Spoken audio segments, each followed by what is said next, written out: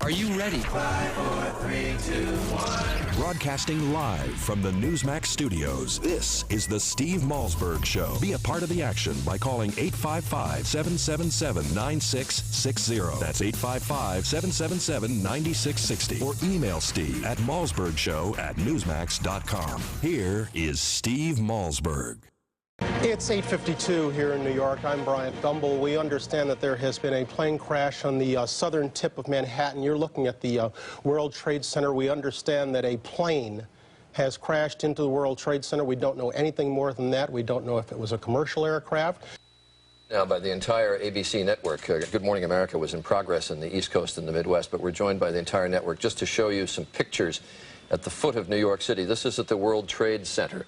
Obviously a major fire there, and there has been some sort of explosion. We don't fully know the details. There is one report, as of yet unconfirmed, that a plane has hit the World Trade Center, and you can see that there is smoke there coming out of at least two sides of the building. And we do have some breaking news that we want to bring you around, and we're going to go to a picture, a live picture from New York City. Apparently a plane has crashed into the World Trade Center in New York. 8:52. We have limited information at this point. We don't know about injuries in the building or people on the ground, but obviously this has potential for being a major disaster here. Look at that. All right, folks. Welcome to the Steve Malzberg Show, the 12th anniversary of the attack on America. And that's just a little sample of how it was first reported on that day 12 years ago. I remember where I was. Of course, everybody remembers where they were if they were old enough to remember. I'd love to hear from you as we will get your calls in on this day between guests and in segments dedicated to calls. 855-777-9660, 855-777-9660. And I remember distinctly. I mean, first of all, I had filled in the previous morning on a show called Curtis and Kubi on WABC Radio in New York. Curtis was away, and I was filling in for Curtis. That was on the day before. Then on that morning, I didn't find out till midnight the night before that Curtis was going to be back. Otherwise, I would have been in there doing that show. As it turned out, I was in bed, and my wife at the time said, put on the TV, and the rest I watched with everybody else. I did do a show that night on WABC at 6 p.m., my regular show, and I had to do that from the transmitter studio in New Jersey because I couldn't get into the city to get to the regular WABC studio. But I'm disturbed by a lot of things. I'm disturbed by how little coverage this has all gotten today. I'm disturbed at the cries for people who say, you know, enough is enough. We need to let go. We need to forget.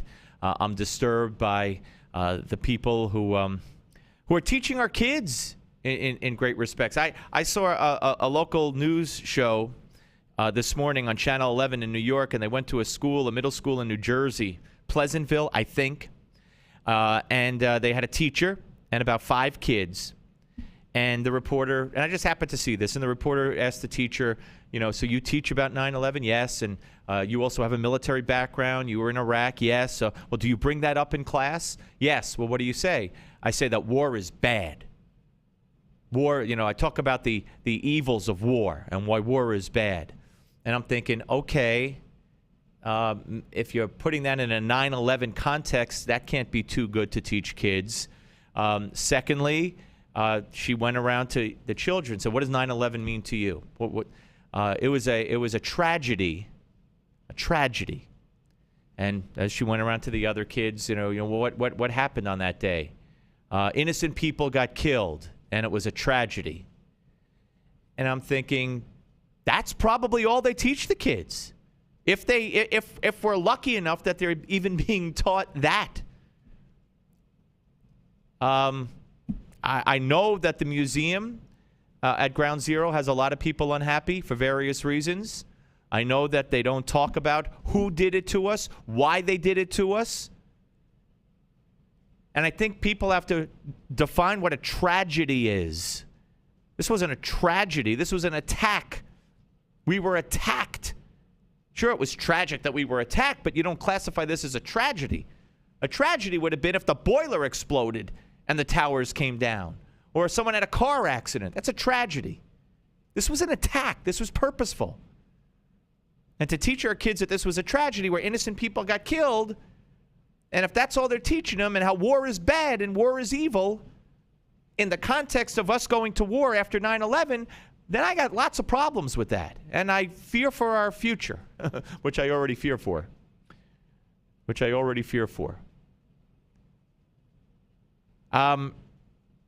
It's troubling. It's disturbing. And what has always disturbed me and gotten me is that the people in New York and this, they know kind of what happened. I mean, they know why no survivors were found. They know why no bodies were found. They kind of know. And they kind of don't want to know. And from the beginning, the media kind of made sure they didn't know. Yeah, we know people jumped. But there was a documentary made several years ago where people found it offensive that you heard. And what was that? People who jumped from the 100th floor, the 80th floor, the 60th floor, landing. Oh, that's offensive. Oh, the family members of the people who perished, they don't want to hear that. Then turn the channel. I don't think we know. And as time goes on, if we don't know by now, we're never going to know. Folks, understand this, and most of you get it. But our kids certainly don't get it. And I don't want to scare our kids, but I do want to inform our kids. And I do want to inform a public to understand what these people, and I'm just talking about the World Trade Center. I'm not talking about Pennsylvania. I'm not talking about the Pentagon. What they went through. But the people in the World Trade Center knew they were going to die, knew they were dying, knew they were trapped, and they were faced with the choice. Some of them were faced with the choice. Some of them who could get out a window. Some of them who could break the glass and have the choice were faced with the choice. Get incinerated, disappear, or jump. It's a hell of a choice. Hell of a choice. That's what these people went through on 9/11. Thousands of people went through on 9/11. And then there were those who, and I could play you the call, but I choose not to. One woman in particular, and she represented probably hundreds and hundreds who didn't have a choice. All they kept saying to the 9/11 operator was, "It's getting hot. It's so hot. It's so hot." Now, I know you're not very familiar with those. I know they're not played that often. And I'm not saying we play them every day. But I would like to hear them at least on the anniversary. I would like them played to our kids. I would like our children to know what happened on that day. This wasn't a car accident. It wasn't a plane accident. It wasn't an easy death for these people. It was a torturous, slow, horrible death.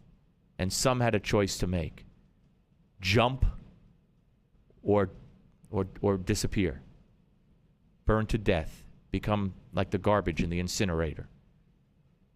And that's what 9/11 was.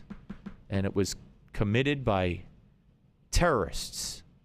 Terrorists. Islamic terrorists. And we need to remember that. We need to keep honoring the victims. Keep remembering the victims. Remember what happened and remember who did it. And we're going to have Governor Pataki of New York, who was governor at the time, at the bottom of this hour. And Ray Kelly, the great police commissioner of New York, said today that the threat of terror today is great, if not greater, than it was before 9/11. Great or greater today than the threat of terror was before 9/11. And keep in mind, let's not forget that 20 years ago, not today, but 20 years ago, the World Trade Center was hit for the first time. And just because a lot of people didn't die that time in comparison to 12 years ago doesn't mean that we don't need to recognize that and remember that and understand what that was all about as well. But don't tell your kids this was a tragedy. Tell your kids this was an act of war. We were attacked. We responded. It was good to respond to defend our country.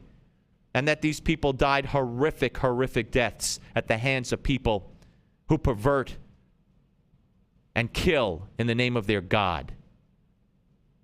855-777-9660. Now, when we come back, the president spoke yesterday, spoke about Syria. We're going to go to a member of the Armed Services Committee, Senator Roger Wicker, on the Steve Malzberg Show. The Steve Malzberg Show. Hi, I'm Joan London, and if you're worried about your parent or a loved one living alone like I was, and you want reliable senior care information, then call A Place for Mom, the nation's largest senior living referral service. You'll get free information on assisted living, Alzheimer's care, nursing homes, even important financial information. They had obviously researched every place, not just given me names. Really? Yeah. They found me a place for what she could afford, and it was magnificent. We're now very confident that she's safe, and they just helped every step of the way, and I can't thank them enough. So if you're struggling to find reliable senior living information, call A Place for Mom. This is a free service, and you can trust them to help you. If you're struggling to find reliable senior living information for your mom or dad, then call or go online to get the free help you need during this turbulent time. Call now, 800-908-1254, 800-908-1254. In 2013, half of your friends, family, and neighbors may lose their jobs, all while you are robbed of 90% of your life savings, investments, and home's value. Controversial economist Robert Wiedemer, who was the only expert to predict the recession, has released a startling video with shocking evidence that the powers that be have tried to ban. But that hasn't stopped 50 million people from getting the truth. Watch it at Aftershock911.com. Aftershock911.com. What is Lignet? Lignet is knowledge. Lignet is power. Lignet is global. Top-level officials, U.S. intelligence officers, national security advisors, foreign operatives, all reporting directly to you. What is Lignet? Lignet is confidential. Lignet is sensitive. Lignet is security. What is Lignet? They're the ones taking the world's pulse. If you're not in the know, you're not on Lignet.com. You've been briefed.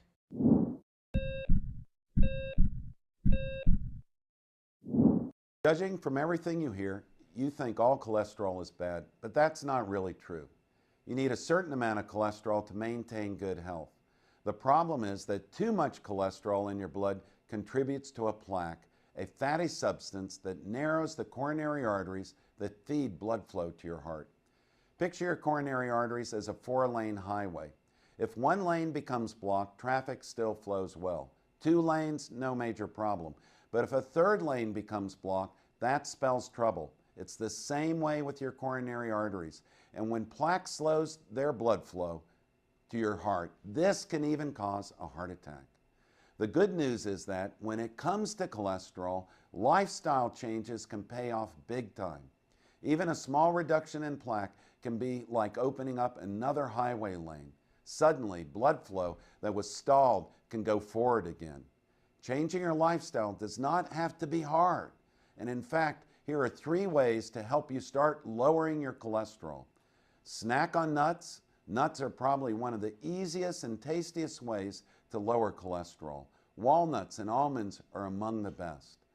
Bulk up your diet with fiber. Choose whole fruits instead of a fruit juice, brown rice instead of white, and if you're eating a baked potato, be sure to leave the skin on. Choose fish. Fish contains cholesterol-fighting omega-3 fatty acids. I'm Dr. Chauncey Crandall, and thanks for watching this Heart Health Minute. Remember, it's never too late to prevent or reverse heart disease.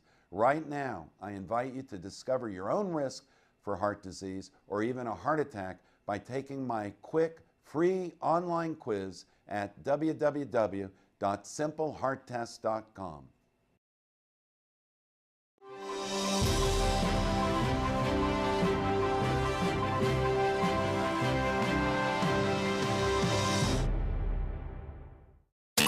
We're can you find the Steve Malzberg Show? Everywhere. From your smartphone to satellite radio to Newsmax Live TV to Roku, we have you covered. Here is Steve Malzberg. And welcome back to the Steve Malzberg Show on this 9/11. It would be nice to make it a 3-hour remembrance and tribute to 9/11, but of course the facts on the ground, as they say, make that impossible if we're going to do justice to this show. And joining us now is Mississippi Senator Roger Wicker, a Republican, of course. And Senator, welcome to the show, sir. Thank you. Well, it's my pleasure. All right, so let's talk about the president's speech yesterday. You know, I got to tell you, and maybe I'm just joining the chorus here, but when you stop and think about what he was saying or telling us, first of all, he played on our sympathies. Look at the tape. Just look at the tape of the dead children. That doesn't present proof. That doesn't give a national security interest. That's sympathy, and that's tugging at the heartstrings. Were you struck by that in the first place? Well, it's hard not to be struck by that. There's no question about it. The question then becomes, what's the best approach to actually do something about it? And I think the collective conclusion of the American people before and after the speech is that the president's plan is not a workable solution. Yeah, but what is his plan? We're very sympathetic with families being killed and innocents, particularly children who can't be. Sure, no, absolutely. But what is his plan? Well, right now, there's a thin thread of a hope of a diplomatic solution involving Bashar Assad, who up until 48 hours ago denied that he had chemical weapons, now being willing to admit that they're there, tell precisely where they are, and turn them over, involving the good faith and good offices of none other than Vladimir Putin, the president of Russia. So it's a thin hope. It's something that we have an obligation, I think, to pursue, but it is not likely to happen in a war zone where there is a shooting war going on all over the country of Syria. How on earth are neutral and detached United Nations representatives going to go in and secure chemical weapons, identify them, and receive them fully? And Senator, it also begs the question: why when Assad had warning of an impending attack, possible attack coming, wouldn't he have been moving these weapons to Hezbollah, to Iran, or to other places all along? I mean, how on earth could we ever assure ourselves that, okay, he's showing us all of his chemical weapons and he doesn't have any more? I mean, how can we assume that? I think the Western intelligence, good point. The Western intelligence community has a good idea where most of them are. I'm not sure that members of the regime fully know where all of them are, and I can't believe he wouldn't. He and his murderous brother would not have had some stashed away where only they were aware of them. So, very good point. Again, it's something we need to pursue, and our goal should be regime change and a negotiated settlement involving the moderate rebels and destruction and surrender of the chemical weapons. But it's going to be very hard to do, and doubly and triply hard in a time of active combat, not only in the countryside, but in the city of Damascus and the suburbs. Do you That's think not going to happen? Do you think, Senator, that he changed any votes? I mean, if there was a vote taken today, would this pass the Senate, and do you believe it would pass the House? I think public opinion is going to have to be moved first, and basically overnight. It may be. I've heard some people, the talking heads, say that maybe the president went from the low 30s to the high 30s. I think that's about as much of a bounce as he'll get. So he would have lost the vote decisively in the House, probably lost it in the Senate. I don't think he's made up that ground, but he, as presidents do, he was talking over the heads of Congress to the American people, and that's perfectly fine. I don't think he won them over last night. As a matter of fact, the more I've heard over the last 10 days, the less inclined I've been to have confidence in a vote that would bless this particular president's strategy. Okay, and one final question. If a vote were to eventually be taken, if this does not pan out with Russia and Syria, and the vote is not there, do you believe he'll go ahead and do it anyway? And I mean, we don't believe a vote will ever take place. I think this has given the president not only a timeout, but a way to avoid the embarrassing spectacle of the commander-in-chief being rebuffed on behalf of an overwhelming majority of the American people. I don't think a vote will occur. If circumstances change, if there's a new atrocity, who can say? Who can say what this administration would do? But it would not be outside the realm of possibility that the president simply go ahead with something limited and targeted. But I don't think we'll ever see a vote in the Senate. Interesting. Senator, thank you so much. Just my guess. Well, no, hey, your guess is a very educated one, more educated than mine. Thank you, sir. Appreciate your time. Bye-bye. That's Senator Roger Wicker from the great state of Mississippi, Republican, of course. Interesting. President gets a way out, no vote, but he might lob a pinprick, even though the president says the U.S. military doesn't pinprick. Sure they do. I mean, Kerry has been telling us we're going to pinprick. It is a kangaroo, like a kangaroo court, what banana republic. It's like a banana republic. That's how this whole thing has been handled from the president, with the president and the administration. All right, folks, we're going to continue. 855-777-9660, 9/11, 12 years later, 1 year after Benghazi, 20 years, not to the day, but 20 years after the first World Trade Center attack, right here on the Steve Malzberg Show, Newsmax TV and radio. The Steve Malzberg Show. If you or someone you love is struggling with addiction to alcohol or drugs, then you must listen to this message, because there is hope. No matter what addiction you or your loved one is coping with, you are just one phone call away from real help. Recovery Hotline makes the healing process simple and affordable by matching people to fully certified and experienced inpatient facilities that are right for their personal situations. Call 800-668-1286 now. Don't wait another day. Money does not have to be an issue. Most insurance is accepted. Just call 800-668-1286 today. Recovery Hotline's mission is to help you or someone you love begin the healing process and get back a healthy and sober life. And we can even help with family interventions and travel arrangements. One phone call is all it takes to get back the life you or your loved one deserves. The call is free. The help is real. Call 800-668-1286. That's 800-668-1286. 800-668-1286. Again, 800-668-1286.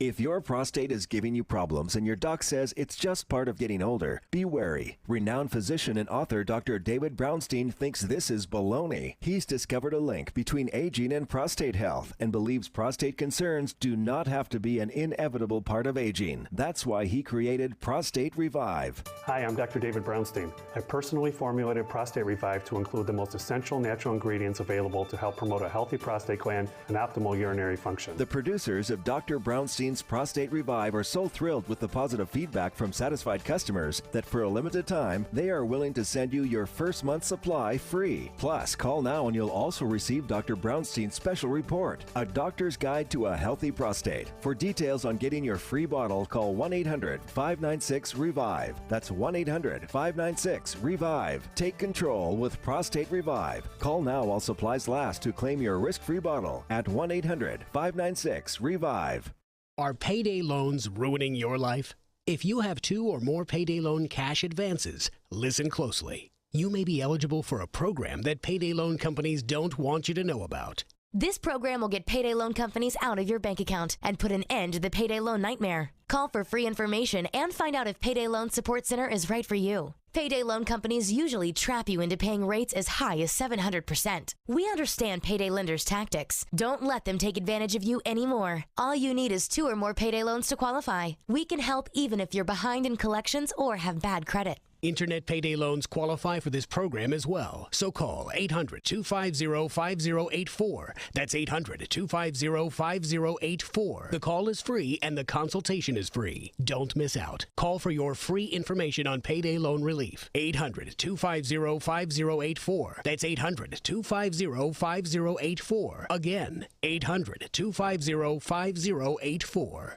Tired of calls, levies, and liens from the IRS or hiring others who don't get the job done? Call Wall & Associates and you'll never talk to the IRS again. The IRS has a program to eliminate tax debt, and Wall & Associates professionals are trained to maximize its benefits for you. You always speak with a live person with real support and real knowledge. We've helped thousands of taxpayers like you settle their tax debt with the IRS for a fraction of what they owe. We solve tax problems. Call Wall & Associates now. 800-574-6029.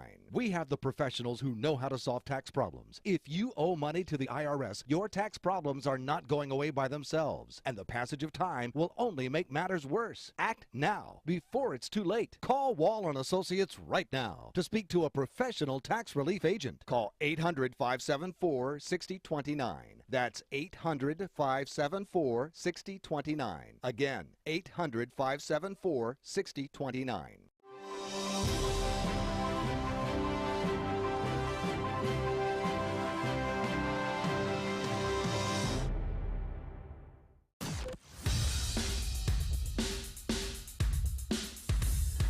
This is not your typical Screamfest talk show. No. This is the next generation of talk radio. Here is Steve Malzberg.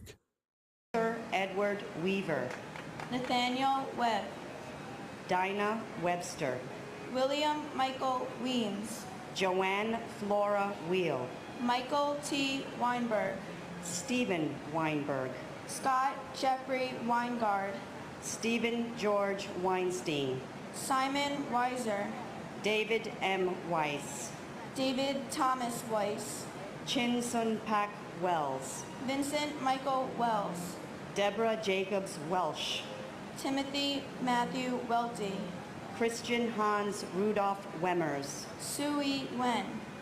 John Joseph Wenkes. And my Aunt Sharon Christina Milan. We love and miss you very much. All right, ladies and gentlemen, welcome back to the Steve Malzberg Show.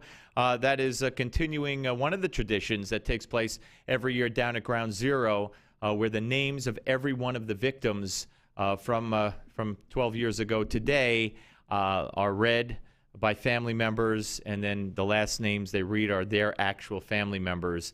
And some people add personal messages, and we miss you. And one woman was even talking about remember how your son and I used to walk together. I mean, she went on and on and on, and it's very touching. It's very sad. A lot of these are children of those who have perished, and some of them look to be in their young teenage years. They couldn't have been more than one or two when their parents or loved one passed and was victimized in this terrorist attack, so they could hardly have known them or remembered them, but this is a way of paying tribute. One of the things that is not done right now that had been done was that politicians no longer speak at the reading of the names. That was stopped, I believe, last year by Mayor Bloomberg, and to me, it doesn't really matter as long as they get to keep reading their names. We are joined right now, ladies and gentlemen, as he sits down. I shake his hand once again. Good to see Governor George Pataki. Hello, sir. Good being with you, Steve. How are you? I'm fine. Thanks for stopping by. I appreciate that. I want to play a video for you. This will be 25, which you could watch. It's you. Just maybe you tell me when you see it. You were walking around with Bill Hemmer, then of Fox News. He's now on CNN. I'm sorry, then of CNN. He's now on Fox News. He's on Fox, and you were just giving him basically a tour of the destruction at Ground Zero. Let's roll cut 25, please. You see what used to be. That's what's left of the South Tower. That was 104, 106 stories tall. Yeah, and it's just incredible. Just incredible. And up there would be the North Tower. And it's like a scene out of a horror movie, you know, after the nuclear bombs have struck. But it's not a movie. Now, these guys are not extras in a movie. This is what actually happened. And it's just It's incredible. And you can see it's still burning, still smoldering. How are you? We're proud of you guys. Thank you. We're proud of you too. We're proud of you. God bless you. Thank you. All right, so you were telling him how, of course, it's like a scene out of a horror movie, but it's not a movie. And then at the end, some firefighters said, "We're proud of you," and you said it back to them, and then you said, "God bless you." But what do you remember about, first of all, that day? Where were you on the day of 9/11? I was in the city, and I'm from upstate. I didn't stay in the city that often, but that night I just happened to. I had something going on, and my daughter called me. She was working at Bloomberg News on the early shift. And she called up and said, "Dad, do you have your TV on?" And I go, "No." And she goes, "Well, turn it on. A plane hit the tower." And I remember just looking out the window. It was the most magnificent, beautiful, clear day.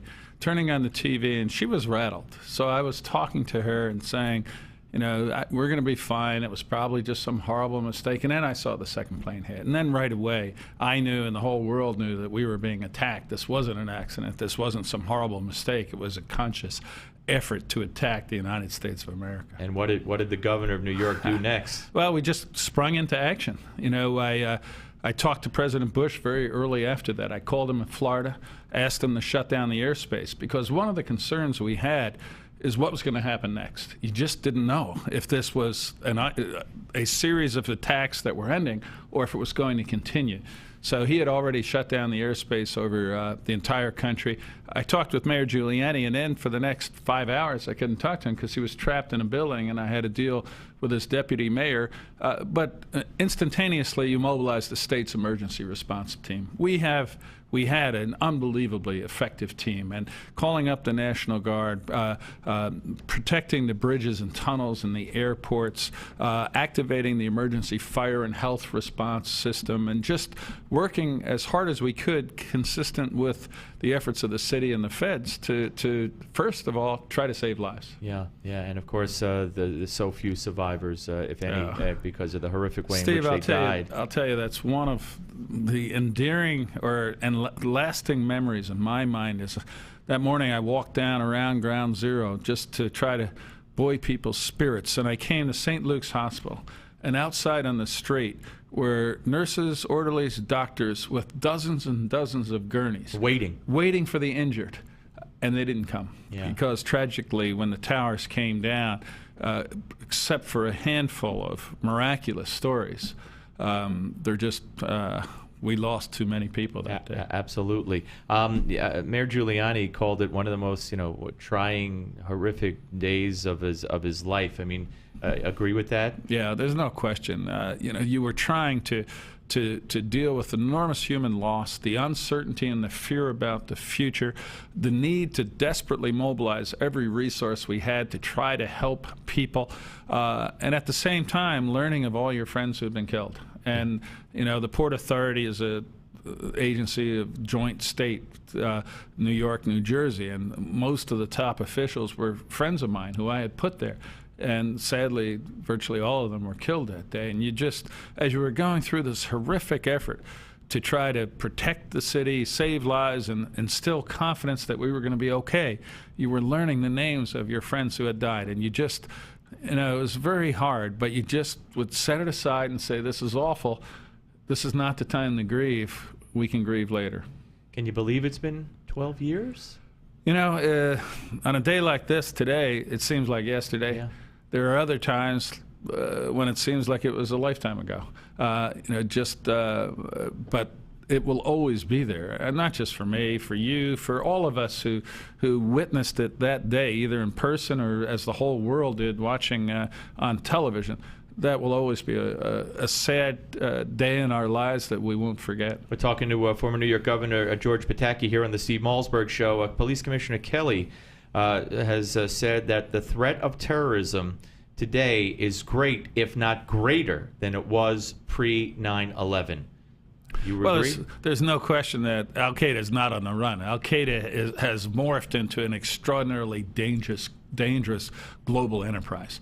And we need to continue to be proactive, both here at home and overseas, to do everything we can to protect ourselves. And Commissioner Kelly and the NYPD have done an extraordinary job, and I fear that whether it's in Washington, where they refuse to use the term war on terror, or here in the city, where I'm concerned that the next mayor won't have that same commitment to public safety that we've had for the last literally now 20 years. Well, let's talk about, of course, the primaries were yesterday. The Democratic candidate, we don't know yet if there'll be a runoff. It's very close, but it looks like he got the 40%. Bill de Blasio, who is very far to the left and who has attacked NYPD along with all the other candidates on the left there. Yeah. And of course on the Republican side, the gentleman that you were supporting, Mr. Catsimatidis, did not survive. It was the former deputy mayor under Rudy Giuliani, Joe Lhota, who is going to be the Republican nominee. Size up that race and talk about what might happen if a de Blasio or a Thompson were to become mayor. Well, Steve, it's September 11th, and much as I hate to do this is just not, I obviously have very strong political feelings. Well, on the police issue that you brought up. On the police issue, apart from the politics, we have had... Which is what I meant. Yeah, absolutely. Under Ray Kelly, we've had extraordinarily strong, aggressive policing that has made this city safer than it's ever been.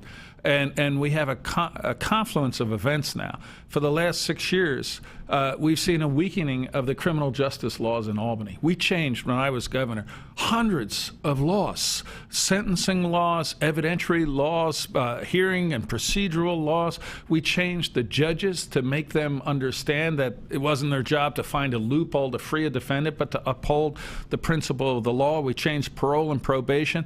That had been changed after I left, and now I fear that we're going to have a mayor who just doesn't understand that this isn't anything but about protecting the most vulnerable New Yorkers. And what this city, to its credit, under Mike Bloomberg has done is aggressively patrol in the poorest, highest crime neighborhoods where there are, sadly, a disproportionate number of minorities. And because of that, you can make an absurd case that the police are too aggressive in the minority communities. But contrast it to Chicago, where in the south of Chicago, you have dozens of murders weekend after weekend of young African Americans being killed because they don't use the aggressive police tactics. And who's being killed? It's the minorities. It's the minorities. And the minorities who were being killed in this city. That's exactly right. And so I fear that the next administration isn't going to understand that this is about public safety and protecting the most vulnerable, generally the poorest, the minorities, those living in the poorest communities. But to Ray Kelly's statement today about a possible attack, he's also instituted basically his own mini FBI, if you will, and of course his tactics became public, monitoring various groups, both here and in other states.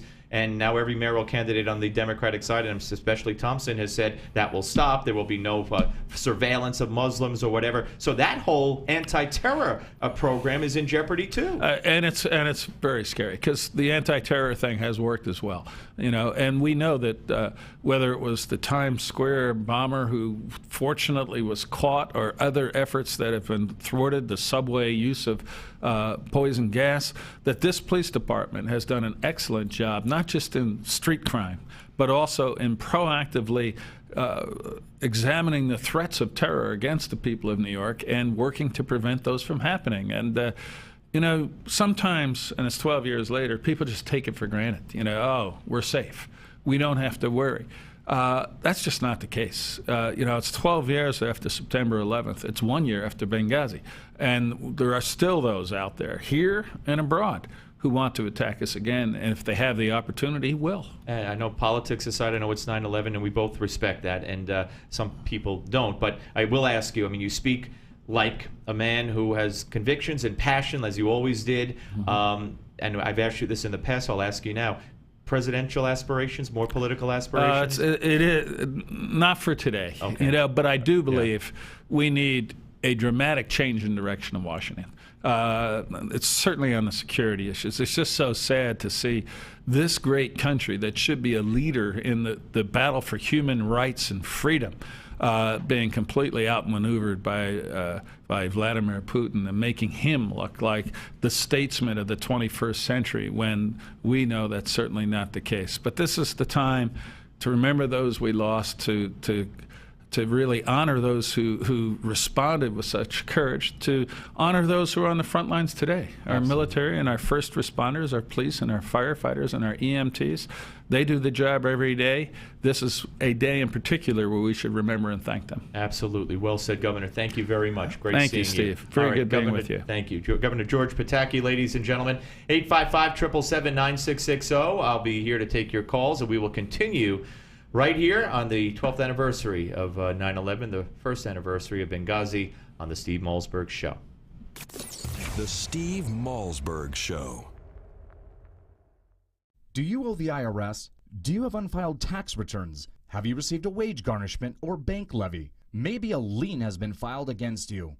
OMG Tax can help you with all your IRS tax problems. Don't wait another second. Take action now. Call my team at OMG Tax. Honest and professional, we don't make false promises. If you owe back taxes, or if the IRS is garnishing your paycheck, you need help now. OMG Tax can help you get your life back to normal. If you're serious about handling your tax matter, call OMG Tax now and get the peace of mind you deserve.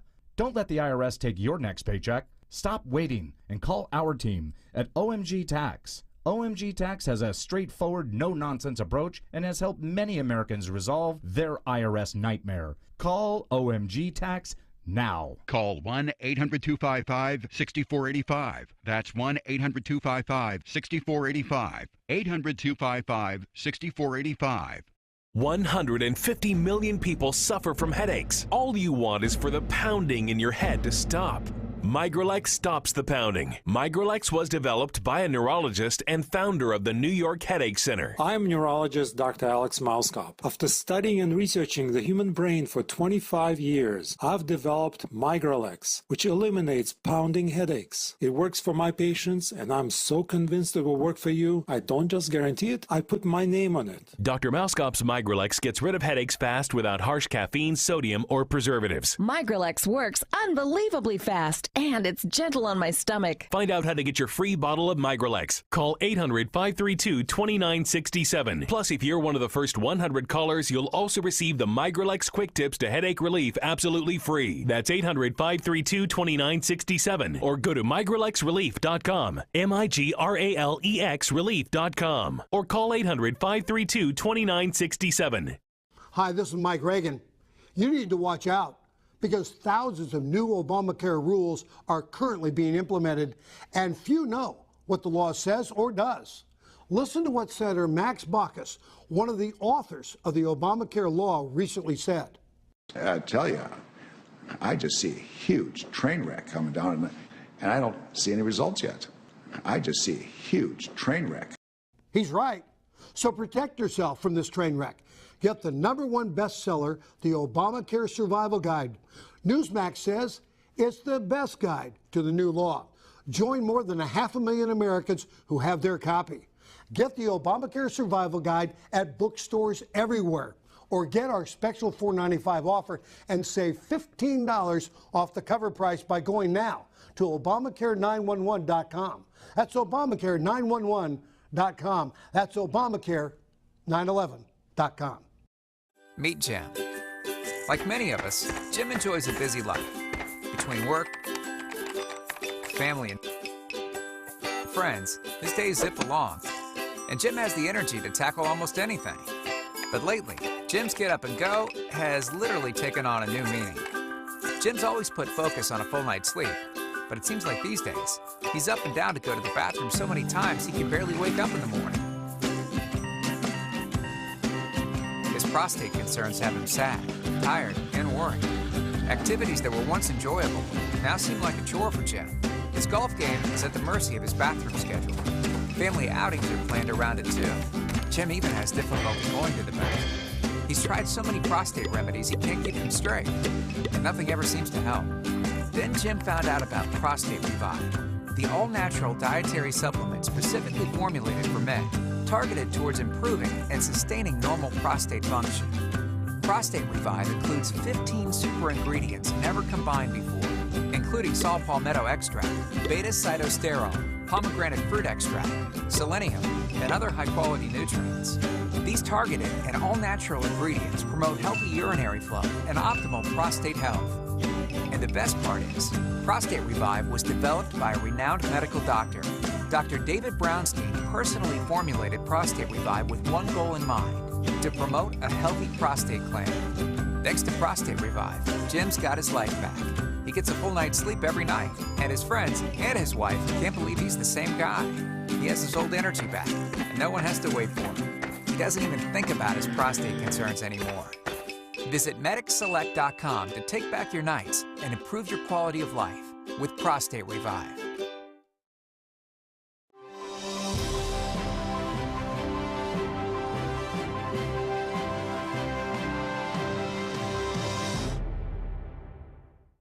The Steve Malzberg Show is just a bit different from the other radio shows. We have TV cameras. Watch the show at Newsmax.com or listen on your favorite radio station. Here's Steve Malzberg. Well, it's all a result of 9/11 and the victims, the veterans and their families who've lost loved ones in the attack, and it's the least we can do to try to ride and show our support. Now, this was a grassroots effort. Talk a little bit about that. It was. It came together in 4 weeks. Me and the other state organizer, Dana Gay, we put it on with some help from National. A little bit of confusion, but we worked through it. And as you can see, you know, people do turn out and are willing to ride for what they believe in. All right, folks, welcome back to the Steve Malzberg Show. They were hoping to get 2 million bikers to head to D.C. today to honor the 9/11 victims. The group attempted to get a permit to close some intersections along their planned route, but they were denied that permit. And some have indicated that they're going there to also not only honor the victims but counter the so-called Million Muslim March. We will speak to the organizer of the Million Muslim March at the top of the next hour. And we welcome your phone calls as well at 855-777-9660, 855-777-9660. Earlier I talked about what they're teaching in our schools, and I alluded to a report on Channel 11 that I had seen this morning where I was disturbed at what these kids were how they were describing 9/11. Joining us now is my son, Robert Malzberg, who is in the 8th grade of a school that will go unnamed in New Jersey. Hey, Rob, how are you? Good, how are you? I'm fine. Good to talk to you on the air. First time. You've been on a staple on every show I've ever done. All right, well, we don't have much time, so let me ask you. You told me, first of all, that I asked you, did you guys discuss 9/11? And I think at 8:45, you, what was there, a moment of silence? Yeah, the principal of the school went on a loudspeaker and said, she gave a little speech and said, it's 8:45. Today, at this time, terrorists attacked us. 2 planes crashed to the World Trade Centers. And we took, excuse me, hold on, clear my throat. And she said, let's take a moment of silence. It was around a minute, and then she just hung up, and we just got back. My first period is social studies, so that basically kicked off the 9/11 thing for me. So you had a discussion, a follow-up discussion in social studies. Yeah, we just basically watched, well, we didn't watch a video. We watched part of it towards the end of class, but in the beginning, throughout the class, we watched, our teacher prepared a PowerPoint about Osama bin Laden and Al-Qaeda, and he told us that Soviet Union went to war with Afghanistan. All right, so you got a whole history of Al-Qaeda. Yeah, and he said that we helped them. At one point, we were fighting on the side of Al-Qaeda against jihad. Afghanistan. Yes, against Russia. Yeah. Yeah, and he said that there were many causes for why they did it, and he said that like one of them was like we didn't help them enough. Like after the war was over. I don't remember exactly. You mean the teacher was telling you why he felt Al-Qaeda struck us? Yeah. Yeah. Okay. Did he mention Islamic terrorism and all that? Yeah, he said that they were Islam, and he said that not all people that are Islam are terrorists. He said that the terrorists that are Islam are Islamic. I don't know the correct term. Extremists, fundamentalists. Yeah, they're extreme. Yeah. Well, that's good. I mean, I am very encouraged to hear that, Osama bin Laden, Al-Qaeda, Islamic terror, that was all talked about. Because when I saw a TV report, Rob, this morning after you left for school on Channel 11, they were at a middle school in Pleasantville, New Jersey, and these kids were saying it was a great tragedy where innocent people were killed. And, no mention of terror, no mention of Al-Qaeda, and the woman went up to about 5 kids who were pre-selected to be there for the interview with their teacher, and their teacher was an Iraqi war veteran. And the reporter said, "What do you teach your kids about?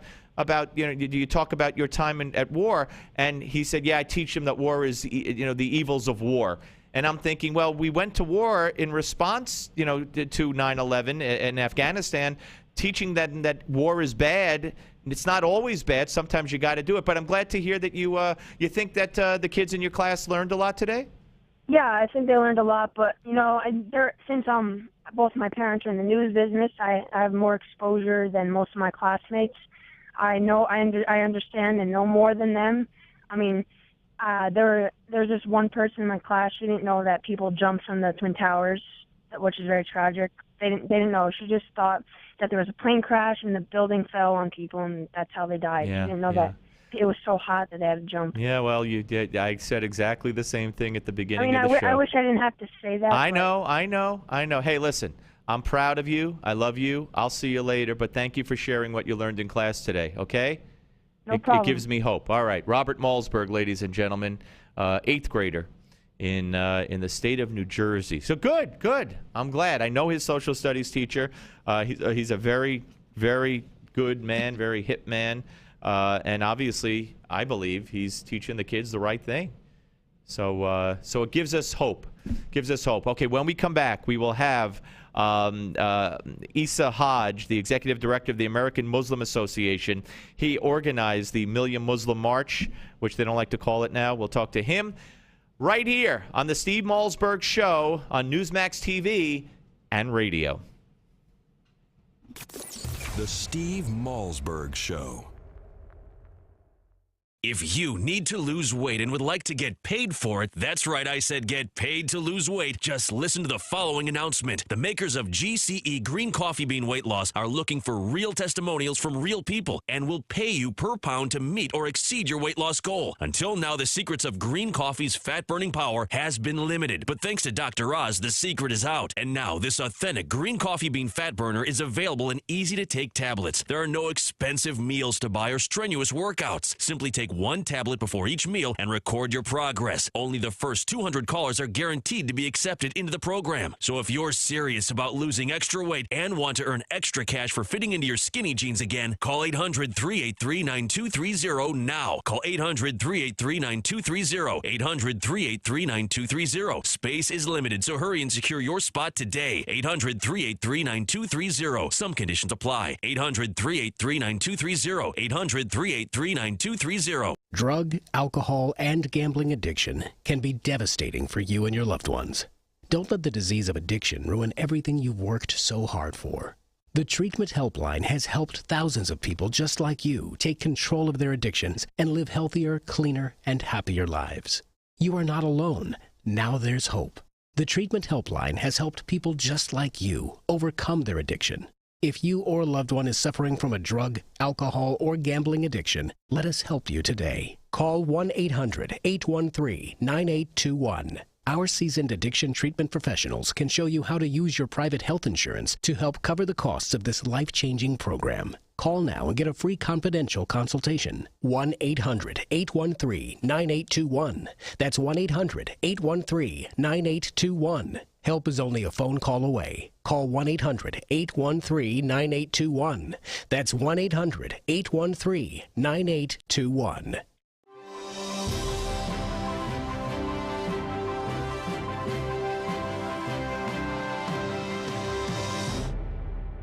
Obama. The Steve Malzberg Show.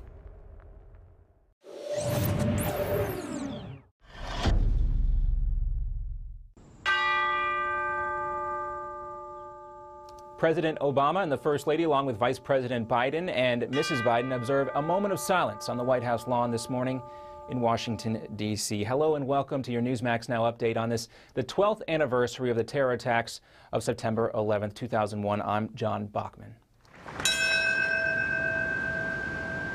And that bell in New York City marking the moment when the first plane struck the World Trade Center. Another bell marked the exact moment when that second plane hit the World Trade Center as well.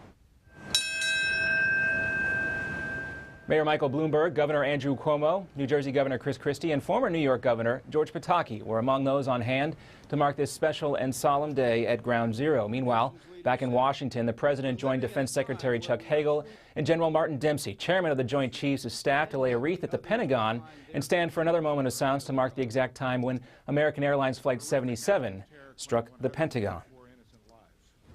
Let us have the wisdom to know that while force is at times necessary, force alone cannot build the world we seek. So we recommit to the partnerships and progress that builds mutual respect and deepens trust and allows more people to live in dignity, prosperity, and freedom. And so even in that speech, the president is still hedging his bets, making a push for diplomacy, and at the same time, leaving the door open for possible military action in Syria. That message, of course, similar to what we heard from the president last night as well in a much anticipated national address. Mr. Obama said the U.S. has a unique obligation to prevent another chemical weapons attack like the one in August that he says killed more than 1,400 men, women, and children. The president also tried to address the fears of many Americans the U.S. military intervention would escalate, leading to another war in the Middle East. And he promised that he would not put American boots on the ground in Syria. In that speech, Mr. Obama also said he is willing to let these new diplomatic developments play out, but he warned he will not wait very long. And Secretary Kerry heads to Geneva, Switzerland tomorrow to meet with Russia's foreign minister to work out details of that plan. Congress has now delayed a vote on a resolution authorizing a strike on Syria that would give the diplomatic solution a chance.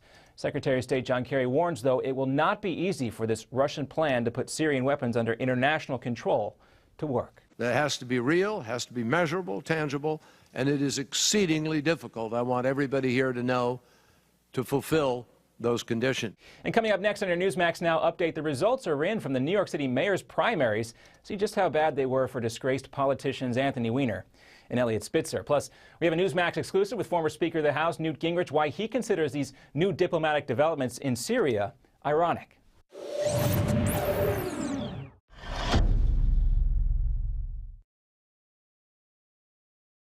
Obamacare. More than $1 trillion in new costs. Hidden taxes, fees, big Medicare cuts, doctor shortages. How can we survive? To know Obamacare is to survive Obamacare. The Obamacare Survival Guide tells you everything you need to know to protect yourself, your family, your business. The Obamacare Survival Guide at bookstores everywhere. Special internet-only offer right now at Obamacare911.com.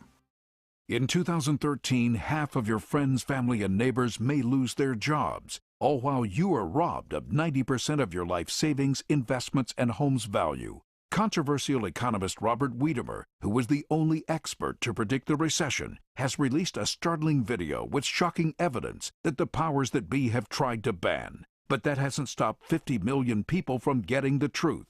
Watch it at AftershockVideo.com. AftershockVideo.com. Obamacare. President Obama's massive health care law is taking effect this year. With over 15,000 pages of regulations, few even know what it means. Now, the Obamacare Survival Guide by Nick Tate gives you the shocking facts about this law. It's a step-by-step guide on how you can protect yourself. Already the New York Times bestseller, every American needs to get the Obamacare Survival Guide and find out about the new taxes, hidden fees, fines, Medicare changes, business rules, and why doctor shortages are likely. Donald Trump says the Obamacare Survival Guide is a must-read for anyone worried about getting good health care for themselves or their employees. So get the Obamacare Survival Guide. It's at bookstores, or get our special offer at Obamacare911.com and you'll save $15. Go now to Obamacare911.com. Obamacare911.com.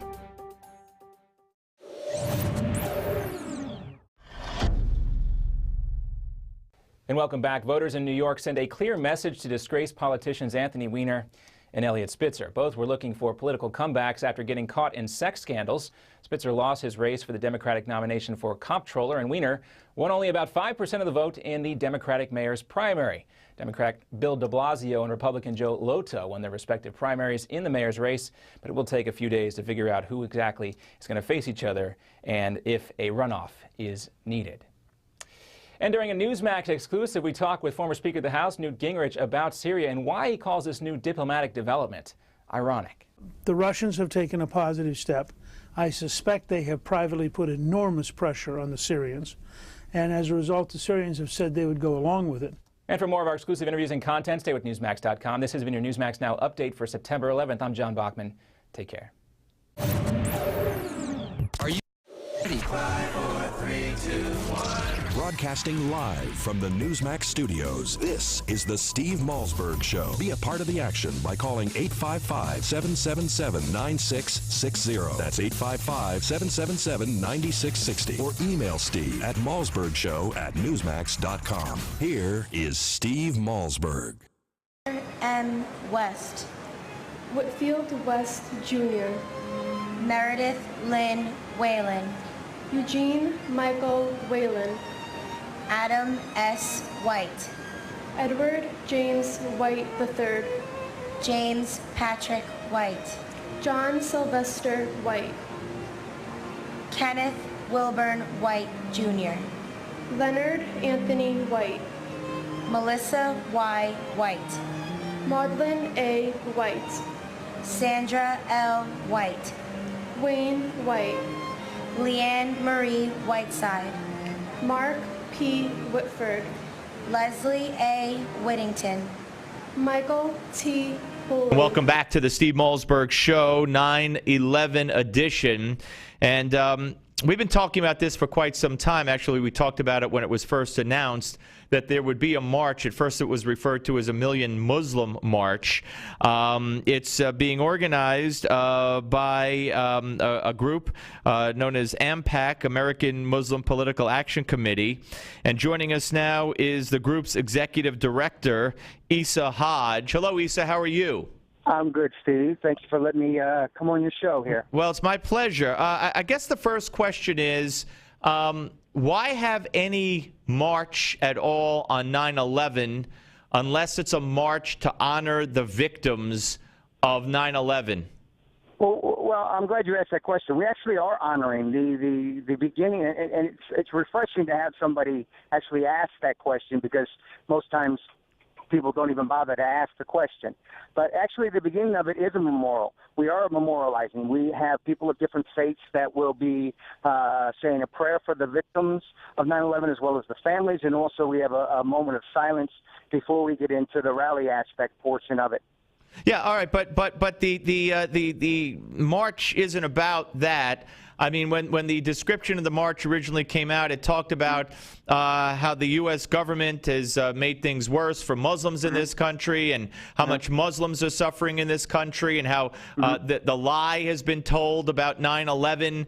I see that on your speaker list, I noticed I was told that there's a bunch of so-called truthers who believe that the CIA or George Bush or Dick Cheney blew up the building, took the buildings down. So why this disrespect, especially on 9/11? Why not hold this march any other day of the year except for 9/11? All right. Well, I can tell you why. Because the fact is that this is not the first attempt. In fact, this is the third attempt to have a march in Washington, D.C.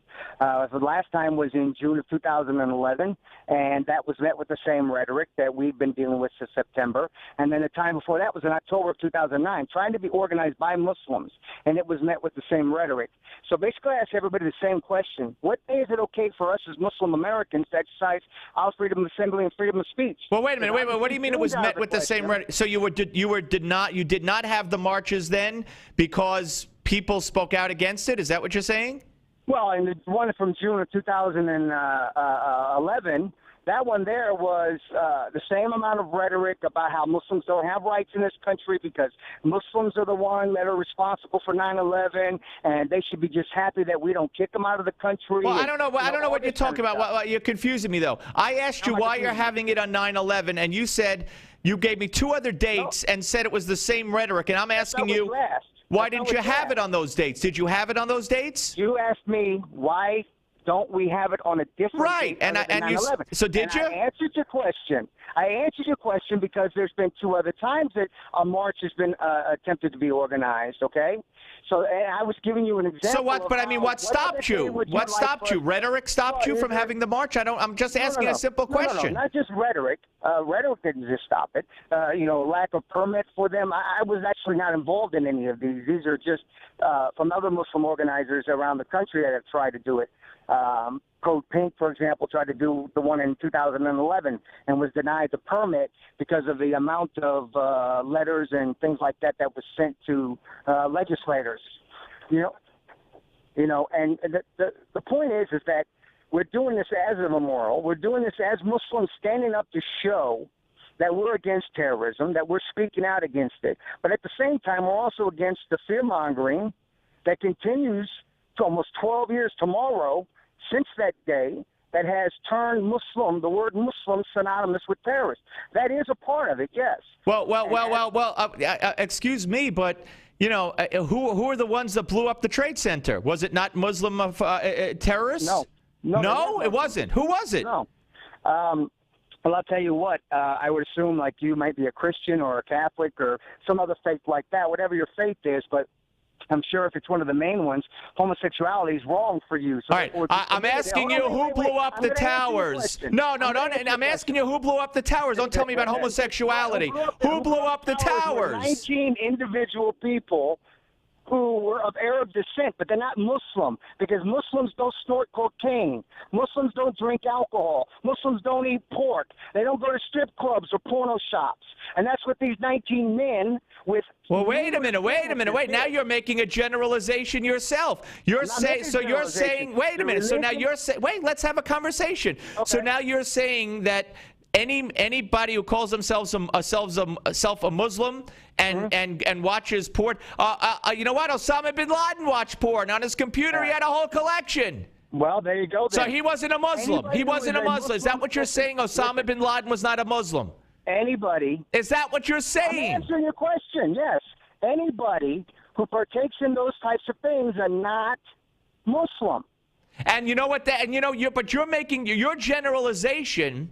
Is allowing them to make the same argument by saying we interpret what we see in the Quran to kill the infidel, and any Muslim who doesn't kill the infidel is not a Muslim. Don't you see? You're doing exactly what they do. Because they do the same thing that a lot of these right-wing nutjobs. Here we go back to the right-wing nutjob. What right-wing nutjobs? Who are we talking about? We're talking about, I was just on Judge Jeannie Piero's show. Yeah. One for you. How about Sean Hannity? Wait. Judge Jeanine Pirro. Wait a minute. Judge Jeanine Pirro is a right-wing nutjob? That's what you're saying? Oh, yeah. All right. And so how are you comparing these so-called right-wing nutjobs to the Muslim terrorists who kill people? I'm not sure. They're both the same. What are you talking They're about? both the same. I got to tell you, Issa, I am so glad that we had this conversation because you are not interested in honoring the victims of Islamic terror. You are interested in putting forth a false notion. You equate. It's not Islamic terrorism. No, really. It's an oxymoron. Really. Do you not understand that? That the religion of Islam is no different than the religion of Christianity or Judaism or Catholicism, that the taking of life is prohibited with the exception of self-defense and or injustice, and such as a punishment, like we do here with capital punishment. Then how come? The religion of Islam, and you want to paint it with a brush because of 19 people or 19 total attacks out of 1.6 billion Muslims in the world. All right, we're talking to Issa Hodge. He's the chief he's the executive director for the group the AMPAC, American Muslim Political Action Committee, holding a march in Washington on 9/11. And it's funny because you would say it's just 19 people. Maybe you haven't noticed. Maybe you haven't noticed the acts of terror that go on in the name of the Quran. Maybe you haven't noticed the reaction to this so-called slandering of the Prophet Muhammad in a cartoon or in a movie. Maybe you haven't noticed. Maybe you haven't noticed the Christians who are slaughtered every day by radical Muslims in the Middle East and Africa. Maybe you haven't noticed any of that. What about the drone strikes that have been slaughtering 5,800 civilians? All right. You know what, Issa, I can tell we're not going to get anywhere.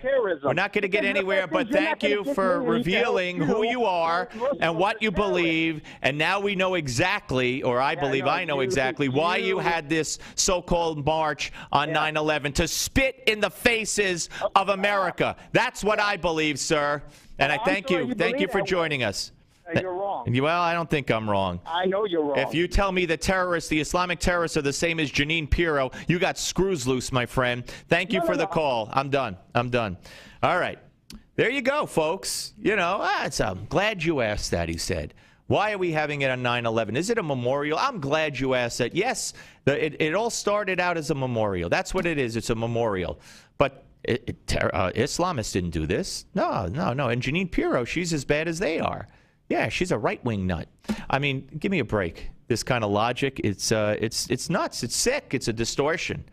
It's a distortion. And when he says that because some of the terrorists on 9/11 went to strip clubs or drank alcohol, they're not Muslims, he's generalizing. He's giving his definition of a Muslim and requiring people to do what he believes. Just as the terrorists say, anybody who doesn't kill the infidel is not a Muslim. So he's doing exactly what they do in the sense that generalizing or pigeonholing people and saying, if you don't do this, you're not one of us, to a religion. So I'm glad we exposed it, but you want to weigh in on it, I'd be glad to talk about it. 855-777-9660, 9/11 edition of the Steve Malzberg Show on Newsmax TV and radio.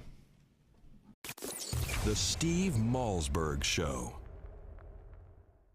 3 a.m. and you're up again for the third time. It's not just affecting your sleep, it's interrupting your daily life. Frequent trips to the bathroom due to an aging prostate is a common concern, but you can now do something about it with Prostate Revive. Doctor-formulated Prostate Revive is an all-natural dietary supplement packed with 15 powerful ingredients, focused on improving prostate health by targeting the two main sources of prostate concerns, rogue testosterone and inflammation. And now, in this limited time radio offer, you can try Prostate Revive absolutely free. That's a free bottle, a 30-day supply of Prostate Revive, risk-free. Plus, if you call right now, you'll also receive our free report, A Doctor's Guide to a Healthy Prostate. Call now for details on getting your free bottle, plus our doctor's report. Call 1-800-659-REVIVE. That's 1-800-659-REVIVE. Don't be a victim of an aging prostate. Start getting the sleep you need and get your life back with Prostate Revive. Claim your risk-free bottle now at 1-800-659-REVIVE.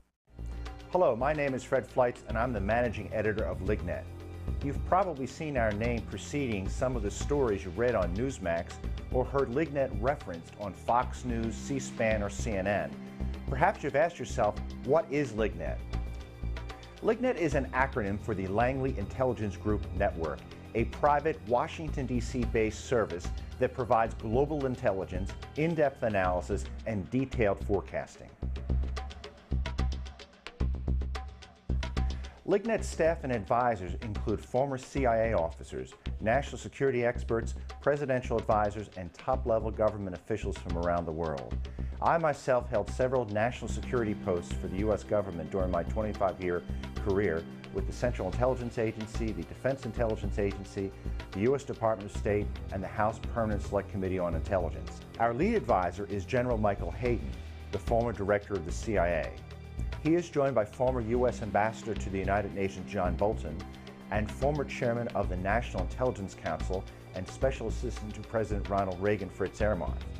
former U.S. Ambassador to Venezuela Otto Reich, and former clandestine service officer Frederick Russman. Former chairman of the House Intelligence Committee, Peter Hoekstra, also join our advisory board staff.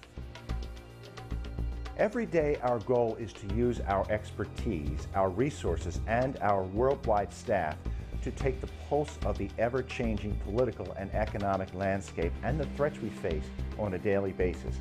Whether you are following global events for your portfolio or business, or just interested in the world around you, LigNet provides what you need to know to keep up with global events.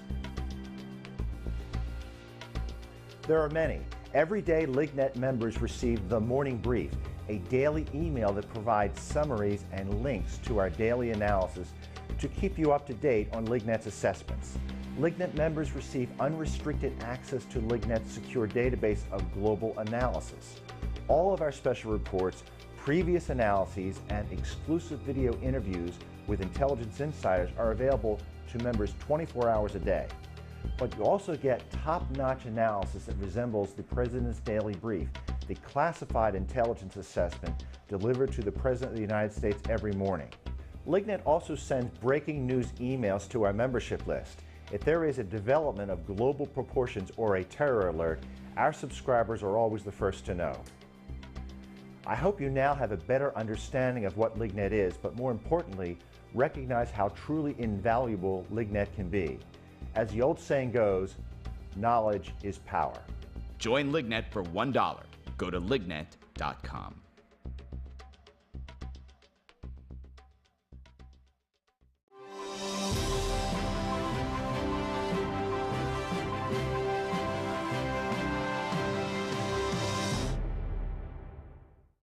Breaking news and breaking hearts. Aww. This is the Steve Malzberg Show.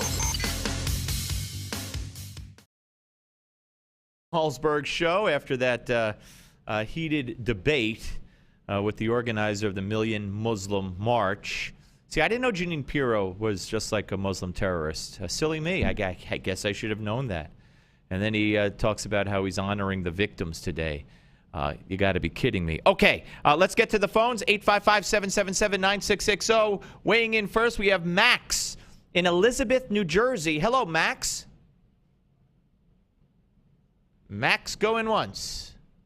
Max there?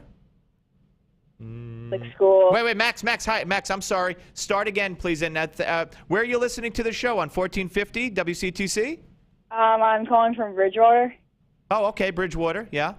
Yeah, and I go to a Catholic school in New Jersey, and we said a rosary for 9/11, but no other classes, not even history, talked about the history of 9/11, and that just surprised me. So you're saying you go to a Catholic school in New Jersey. You're 13, you said? Yep. Is that 8th grade also, or 6th or 7th grade? Okay, 8th grade. 7th. Okay, and you did a prayer of a rosary for the victims, but nothing about the event was taught to you in school today? No, and I believe we're old enough to learn. We should already know, but I think we're old enough to know more about the tragic event, and there's nothing said. Well, that's I'm sorry to hear that.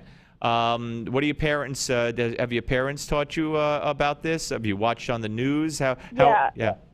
I've seen shows. My parents have taught me a lot, but I thought I would be going to school and learning more because that's what school's about. And the exact opposite was done. I didn't learn anything, and this isn't the first year that it happened. Well, you sound like a very smart young man, and I'm glad you're listening to the show, and I'm glad you called. And what I would say is, private schools of any kind, Catholic or any other religion, when I criticize schools and how they teach it and whatnot, I'm mostly talking about the public school.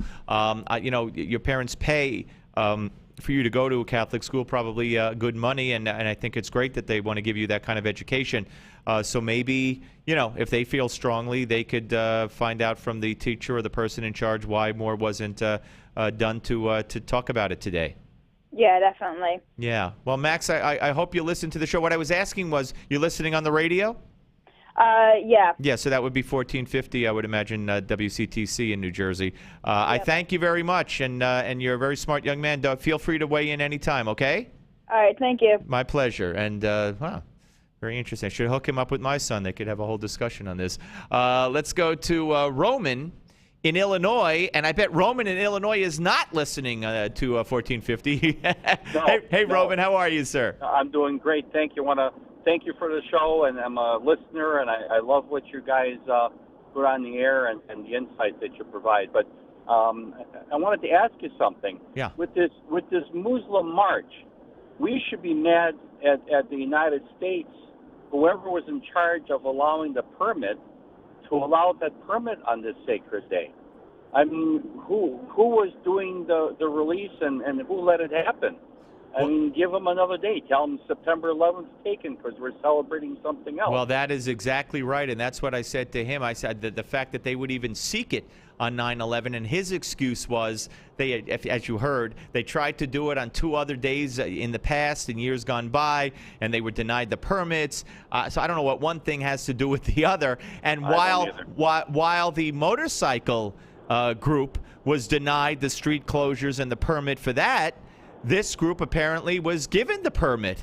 So you're right. I mean, we should be angry and concerned about a government that would make that choice, or at least do both of those things, whether or not it was the same people who gave the permit and denied the permit. Nonetheless, that's exactly what happened, and that should outrage all of us.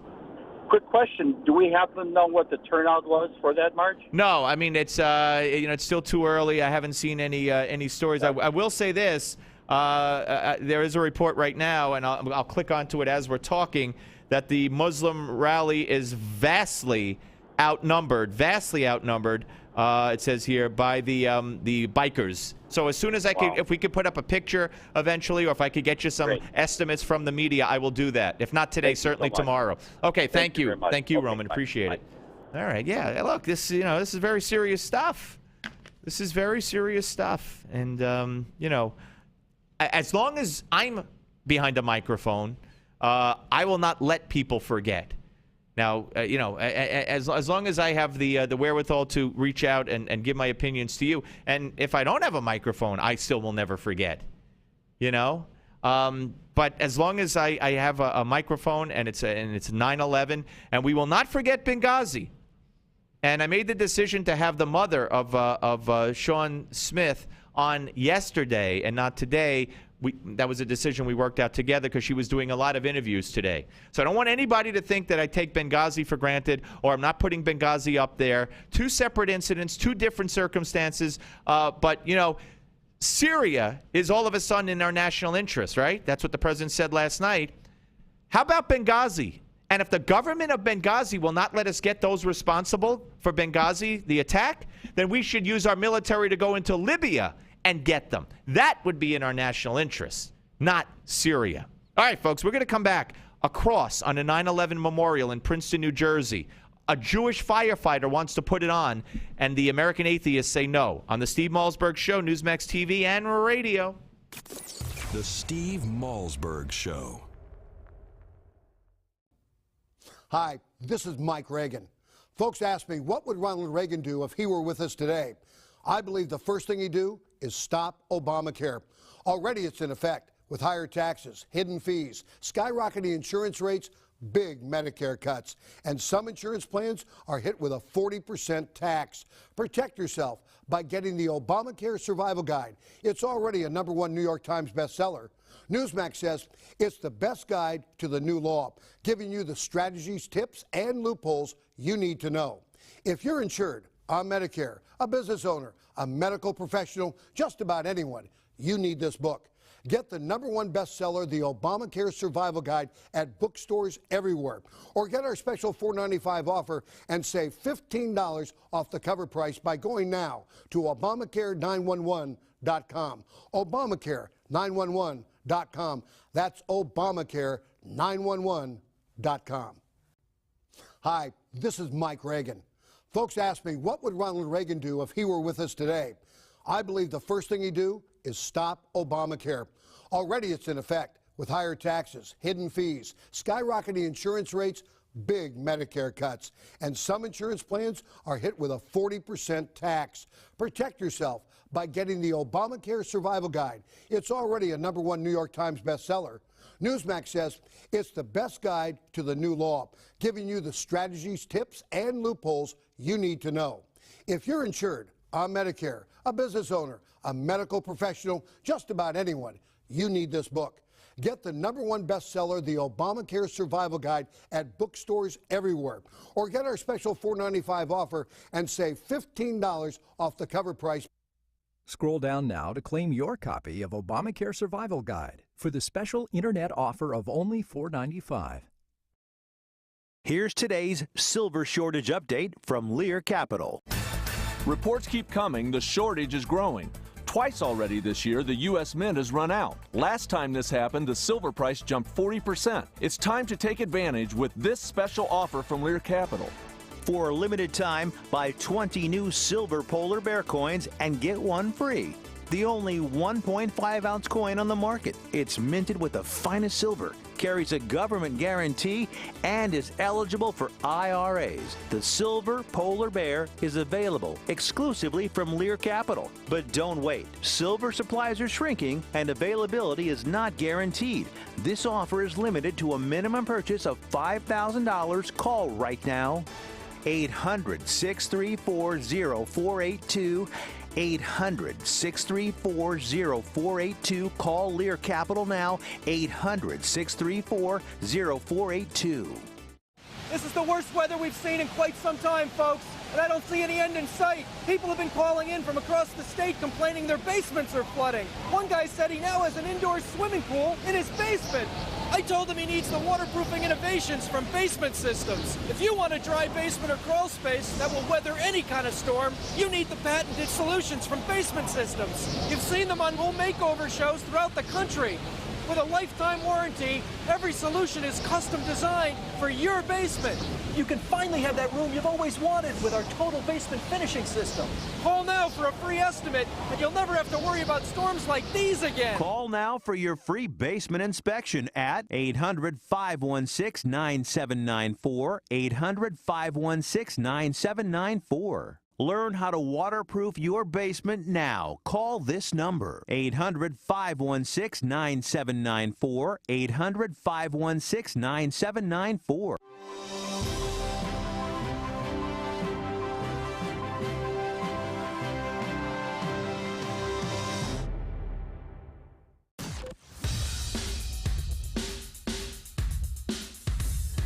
This is not your typical Screamfest talk show. No. This is the next generation of talk radio. Here is Steve Malzberg.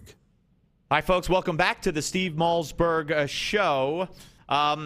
Okay, so here's the story. A Jewish firefighter who wants to display a Christian cross as part of a New Jersey 9/11 memorial is facing opposition from a group of atheists who have called the religious image grossly offensive.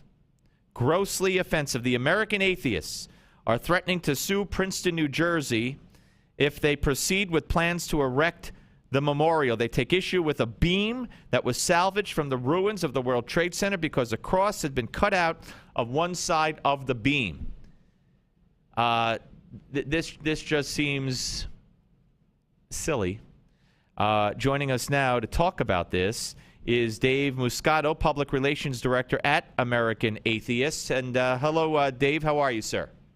I'm doing well. Thanks for having me on. Well, it's my pleasure. Okay, so you are it's your group, I presume, that is threatening the lawsuit. And this story first posted about a week ago, so you may have further information for me on this that I'm not aware of. But everything I've said accurate? Yeah, it was August 23rd is when we sent the letter to the mayor of Princeton about it. And they had planned to do an unveiling of this on September 11th today. But as far as we know, those plans are on hold. And that makes you happy, proud, what? Well, we don't want to stop this from being displayed. We think it's an important part of remembering these people, too. But the problem is it's unconstitutional. To just show one religious symbol by itself on government land paid for with government funds is a violation of the First Amendment and the 14th Amendment. If they set up a free speech zone which means that any group that wants to put in a similarly sized symbol could do so in remembrance of people from their groups that died that day. Then we have absolutely no problem with this at all and completely support it. Well, but you know the quotes that I have here from David Silverman, the president of American Atheists. By the way, how many members does American Atheists have? It varies their annual membership, so it just when people renew. Are we talking about 100, 1,000, a million? Where are we? Give me a ballpark. Between 3,000 and 4,000, I'd say right now. Okay, all right, between 3. And how many atheists would you say are in the country? Again, a ballpark, because I have no idea. About 7% or so. About how much, sir? I'm sorry. How much? 7%. 7% of America? That's about right. Okay, so if we're talking, so if we're talking 300 million, then we're talking about 00. We're talking about 21 million. Something like that. All right. So you know, I often tell people this. How, in my estimation, that the radical gay activists don't represent most gays. And certainly, by the raw numbers that you're giving me, you don't represent anywhere near most atheists. Don't you think most atheists would say, leave this alone? Just you don't like it, don't look at it. Why would you do this? And it's not just what you just said. Your argument isn't just the argument you just made. It's unconstitutional because then if you put up a religious-free zone or whatever, it's on government property. The quotes I have from your president, David Silverman, is. This particular beam has a religious symbol on it. They have a beam with a religious symbol, and that makes it a religious icon. He also said that the image is grossly offensive. That's completely different from what you just argued on this show. Why would it be grossly, and since he's your president and you're speaking for his group, why would it be grossly offensive? Why would a cross on a 9/11 memorial be grossly offensive to you? I want to know this. It's grossly offensive to me also, and the reason that it is because it purports to represent everybody who died, as though a Christian symbol can have that effect of representing everybody, and that's not appropriate. Not everybody who died that day was Christian. If I had died, I would certainly not want a Christian symbol representing a memorial for me. It's not your grave, sir. It's not your grave. Now, how many family members have objected? Well, like family members of... How many family members of dead New Jersey victims have objected to the cross on this proposed memorial at Princeton? I'm not sure, actually. Yeah, probably none, because you would be darn sure if there was even one. So why is it your business? Why is it your business to worry about whether or not somebody who perished... first of all, this isn't specific to one person. This isn't specific to anything. It's a token. It's a memorial, one of many that are throughout the nation. And if this Jewish firefighter wants this memorial to go up there and people would like to see it, what the heck business is it of yours? We fight for the Constitution. No, now you're back to the Constitution. But what do you mean you're grossly offended because not everybody who died there was Christian? What does that mean? Well, who cares if you're grossly offended? Who are you? I don't want my government putting up symbols of religion on government land that represent a religion representing more people like that. It's not appropriate. That's why we have the First Amendment. The First Amendment, you know, first of all, you probably heard this a million times because you've said it a million times. I hope people have come back at you. There's no such thing in the Constitution that says separation of church and state. You know that. Those words are not there. The Constitution says the state shall establish no religion. Is a religion being established by the state by putting up a memorial with a cross? It shows preference for Christian over other religions. How so? How does it show preference? Because the Christianity is being allowed to represent itself in a way that other religions are not being allowed to represent. Oh, what, really? Okay. Who has been denied? Who has been denied putting a Jewish star on that memorial? Who has been denied putting a Hindu symbol on that memorial? Who has been denied putting any symbol on that memorial? We have been denied putting a symbol there. We offered to make this a free speech zone and to put up our No. Forget the free speech zone. Which religion has been denied putting up their symbol on that memorial? Why does it matter if You it's just said they were. You just said that all other religions have been forbidden. That they're not allowed to put anything up. Only the Christian. And I'm saying, who else wants to put something up? That's not the same question. They are not allowed to if they wanted to. How do you know? Wait, time out. Because how do you know? They told us when we asked if we could put up a plaque. Their response was, "You are not a religion, sir. You don't believe in religion. That's not. I am talking about religions. That has the right to represent ourselves. I am talking about a religion. Atheism does not equate to Christianity. A religion, Judaism, Buddhism, Hinduism, whatever, Islam would equate as another religion. And which one of those has requested and been denied, or is it only your group that's requested and been denied? I don't see what difference it makes whether you can't answer the question. If you not. don't think it makes a difference, answer my question. It's a loaded question. It doesn't matter if it's a religion or not. We want to be represented. Okay, so if the let's see, if the dog owners of America wanted to put wanted their symbol up on this 9/11 memorial, they'd have every right to, along with the cross? I think you're trivializing it. No, I mean, you see, you can't answer my question, sir. I think you're trivializing it. You're dishonoring it. You're trivializing it. You're making it into this issue. You're threatening a lawsuit to a town that probably can't afford it. That's why the tribute to these dead men and women has not been unveiled today, and because of you and your group who represent basically no one. It's more important to us to stand up for the Constitution than to be liked. Civil rights activism is not popular. When, this sort of thing happens, people get mad at us, but we're standing up for the right thing. I don't know. You're not willing to answer my questions. I want to know if any other religious group has been denied, as you said they were, and it turns out it's only you. You're not a religious group. Then you said it doesn't have to be a religious group. It could be anybody, and I'm asking you if a dog owners group or club could do it, and you won't answer that question. So, while you stand on legalities in the Constitution, you won't answer my simple questions, will you?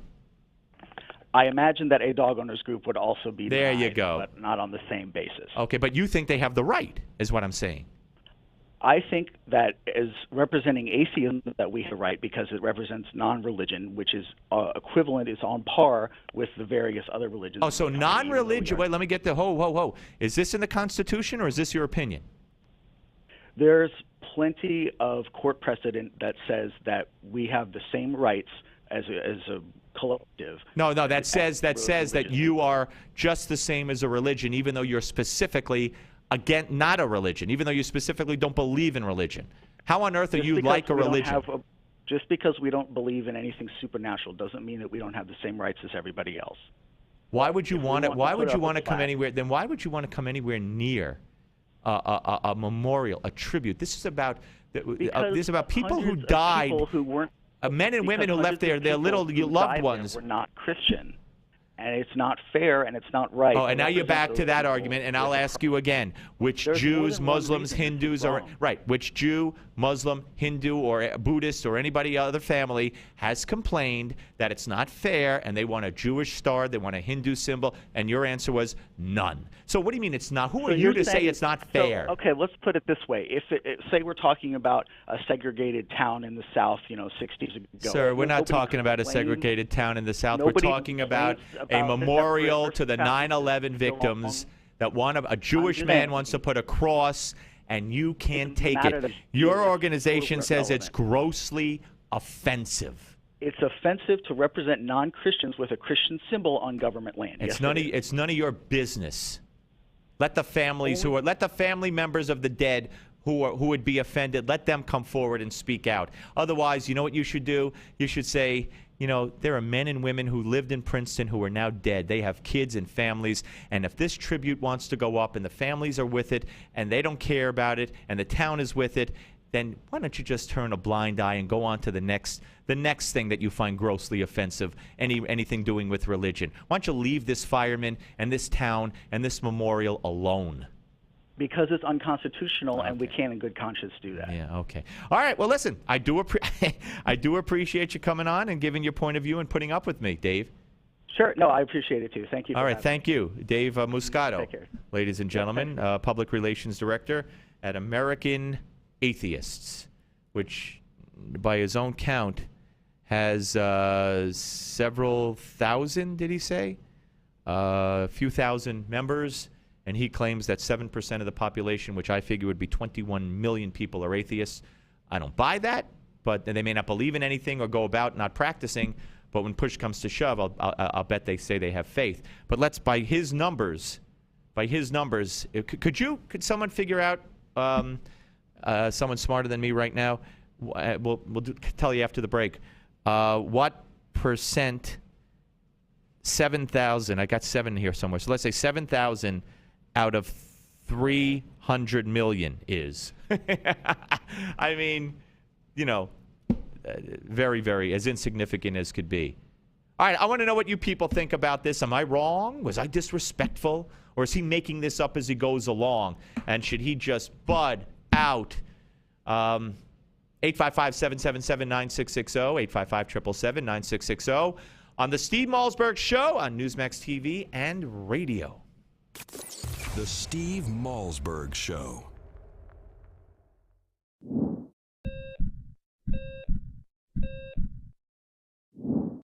We're in the midst of an obesity epidemic, and I'm not surprised. The statistics on obesity mirror an increasing trend of eating out or ordering in. In fact, some people dine out every night, but eating in restaurants is one of the biggest enemies of your heart.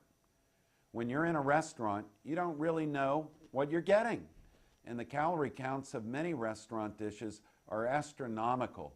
In fact, some single dishes contain more calories than we should eat in an entire day. Eating in fast food restaurants is even worse. A diet of hamburgers, French fries, and shakes constitutes a fast lane to the emergency room. If you really want to help your heart, get in the habit of cooking simple meals at home. Here are 3 easy tips that will make your food taste better than even the best restaurant. Choose the best fruit in season.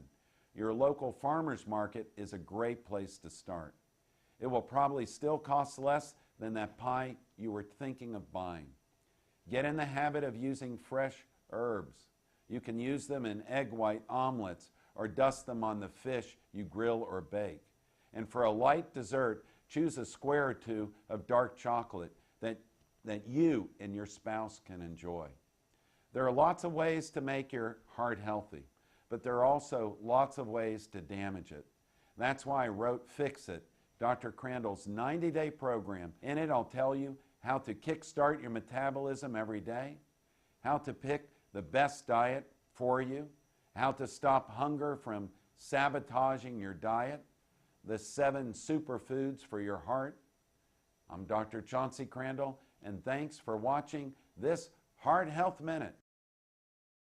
Bad credit card debt happens to good people. Credit card companies lure you in with low introductory rates or low minimum payments, and before you know it, you owe thousands of dollars in credit card debt. It has happened to millions of good people just like you. But here's the good news. Thanks to a powerful program now approved, anyone with $2,000 or more in credit card debt can cut their credit card payments up to half and even reduce or eliminate interest charges altogether. That's right. Our nationwide nonprofit program is helping U.S. residents cut their credit card payments. Call 800-613-3159 now. The call and information are free. We've helped over 500,000 people with their credit card debt, and now we can help you. Call 800-613-3159 to see how this powerful nonprofit program can work for you. Bad credit card debt happens to good people. Get free of credit card debt today. Call 800-613-3159. That's 800-613-3159. Again, 800-613-3159.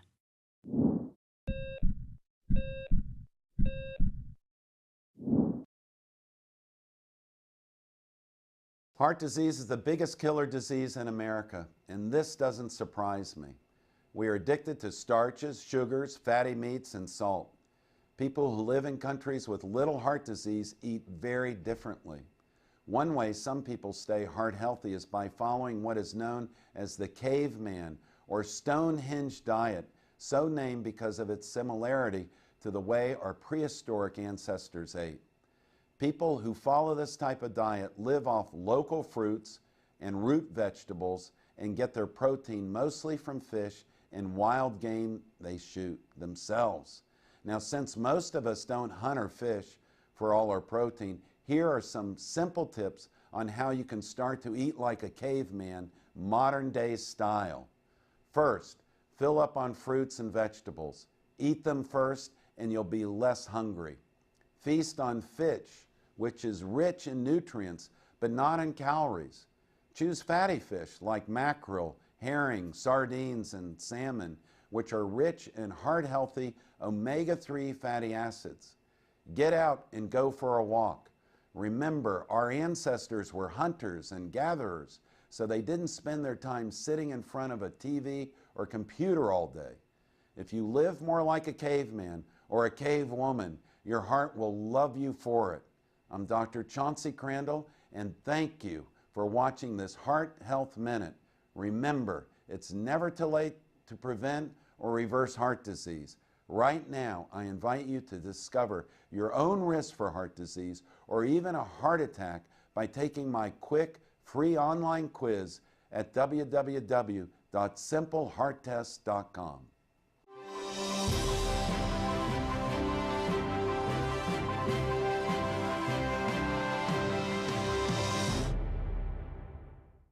The Steve Malzberg Show is just a bit different from the other radio shows. We have TV cameras. Watch the show at Newsmax.com or listen on your favorite radio station. Here's Steve Malzberg. All right, folks, so welcome back to the Steve Malzberg Show. Let's get to the phones. I'm glad to say they're busy. 855-777-9660. Let's go out to Anaheim, California, and say hello to Brad. Hey, Brad, you're on the Steve Malzberg Show. Thanks for weighing in. Hey, Steve. I've talked to you a couple times before. I called mostly because the guy who's organizing the Million Man March was, trying to maintain how peaceful Islam is and all. And, the one thing that he has that's a glaring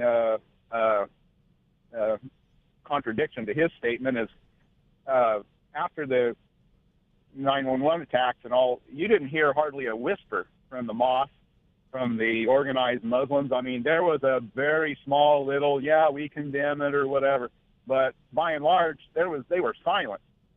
His version of what the Muslim religion is standing for is isn't substantiated by what actually happened. He had no support. Well, then he went off on a tangent and started attacking Jeanine Pirro and Sean Hannity and others as being the same as the terrorists and denying that even Osama bin Laden was a Muslim. And what he did was he set his own definition of a Muslim. Any Muslim who drinks alcohol, watches porn, goes to a strip club, they're not a Muslim. Well, on the other hand, those very people that he's saying are not Muslim, in the case of the terrorists and Osama bin Laden, would say that anybody who would call us terrorists or who would deny that we're Islamists and who would deny we're following the Quran, they're not Muslim. So, I know, from talking with people who've converted from Islam that in Islam, in the faith, their get out of jail card is die in jihad, and everything is erased. So they can succumb to their human temptations and live like hell, if you want to call it that. And if they die in a jihad, suicide bomb or whatever, they're scot-free. So that's consistent with Muslim teaching also.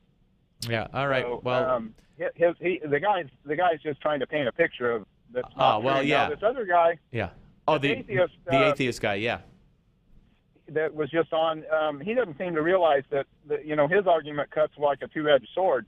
He wants to say that atheists have the same standing as religion, and yet force the government to establish the non-religion on the rest of us.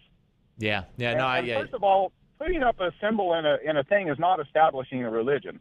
Of course not. None of this is, and that's why these Constitution and this whole claim of separation in church and state has been carried way, way too far. Hey, I appreciate it, Brad. Thank you very much. Let's go to Ricardo in Brentwood, New York, says he. Hello, Ricardo. You're on the Steve Malzberg Show. Hi, how are you? Good. How are you? Where are you listening to the show, sir? Actually, I'm in Florida, but that explains 850. Okay, there you go. Yes. Yeah, I was calling because I think that the person that called about the Muslim March, I think that the whole 9/11 it gives us a feeling of hate and against the Muslims. And I just wanted to say that I think his point was that not all Muslims are terrorists, and not all Muslims, they think about killing people, and Well, no. Well, I think I've certainly have always said that. But his point specifically, as he said, or at least what he admitted to, finally, if it wasn't his point, was that Osama bin Laden and the terrorists and any terrorists that claim to be Islam or Muslim are not. If they kill, if they drink liquor, if they watch porn. So he's denying that in the sense of being a Muslim that these people were even Muslims. Well, the thing is they know that if they do that, then they can't really call themselves a true follower of their religion. So, which is true, because anybody can say, Well, but on the other, okay. So let's say there are those Muslims who believe that any Muslim who strays in that way is not a Muslim. Well, on the other hand, you got your radical Islamists who believe that anybody, for instance, this story out of Syria. Egypt, rather, today, the Muslim Brotherhood and its supporters have begun forcing the roughly 15,000 Christian Copts of Dalga village in Egypt to pay a jizya tax indicated in Quran 9:29. Jizya is the money or tribute that conquered non-Muslims historically had to pay to their Islamic overlords. So, then who are these people? Are they Muslims? No. So not all Muslims are the same. Not all Jews are the same. Not all Christians are the same. But the only religion that seems to have a percentage of terrorists and fundamentalists who will kill those that they disagree with is in Islam. Yeah, which is true. And I think that, the march they are organizing, I don't think is celebrating those people, though. And, I understand it's controversial that they do it on 9/11, but I'm sure that, most of the people that are doing that march are not in favor of the terrorists. All right. Well, we should do a poll, but I appreciate the call, Ricardo. Spread the word down in Florida, Miami, Fort Lauderdale, the whole place, and keep listening. We have another minute. Okay, so let's go to Savannah, Georgia, and Dave real quick. Hey, Dave, you're on the Steve Malzberg Show. Yeah, Steve, these atheists, it just amazes me. They pull this crap out there on a military cross that was up in California. Now they want to cut down this one for Princeton. They just want to be hemorrhoids, but they know that if they threaten, they'll just lock it up in legal fees. Right. And here's the thing. Here's what we got to remember, Dave. I believe if of the millions of atheists in this country, I don't think it's 21, but even if it's a couple, I believe the overwhelming majority would say, cut this out. Who cares? Yeah. Leave people alone. But it's these radical groups that call themselves American atheists, and they claim to represent, the whole atheist population, and it's nonsense. Thank you, though, Dave. Thanks. Sorry so short. Call again another time. Folks, we got when we come back, we're going to talk about a little bit on the mayoral race in New York, and Debra Burlingame will join us on the Steve Malzberg Show. The Steve Malzberg Show. Are you at least 62 years old like me? Could you use an extra $50,000, $100,000 or more to live a better life? Then please consider the benefits a reverse mortgage can provide to you. With a reverse mortgage, you can have your mortgage payments stopped altogether and get equity out of your home to live on. And you can use the money to help you live a better life. How nice would that be, not to have a mortgage payment? Qualifying for a reverse mortgage is simple, since there are no income, asset, employment, or credit requirements. However, you must be 62 years or older, own your home outright, or have a very low balance on the mortgage, and be prepared to live in it throughout the rest of the loan. Call now for more information. 800-831-1560. 800-831-1560. 800-831-1560. That's 800-831-1560. Do you have a motorized wheelchair or scooter that needs repairs and you don't know where to turn? Then call the experts at Precision Repair Network. They are the specialists in repairing all makes and models of motorized wheelchairs and scooters. You can call 24/7 and they will come to you anywhere in the United States. They'll give you a loaner to use until they return yours in perfect condition. And your repairs may be covered by your Medicare or your private insurance, so there is little or no out-of-pocket cost to you. If your wheelchair or scooter needs repairs, call this special hotline now and learn how you can get door-to-door service on your repairs at little or no cost to you. Precision Repair Network. They'll get you moving again. Operators are ready to take your call right now. 800-978-4813. 800-978-4813. 800-978-4813. That's 800-978-4813.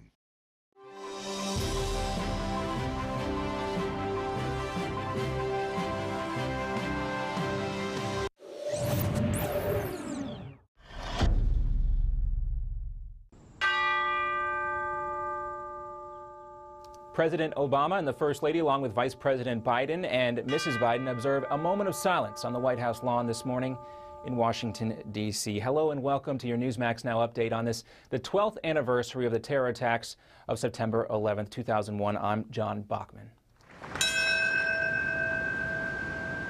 And that bell in New York City marking the moment when the first plane struck the World Trade Center. Another bell marked the exact moment when that second plane hit the World Trade Center as well.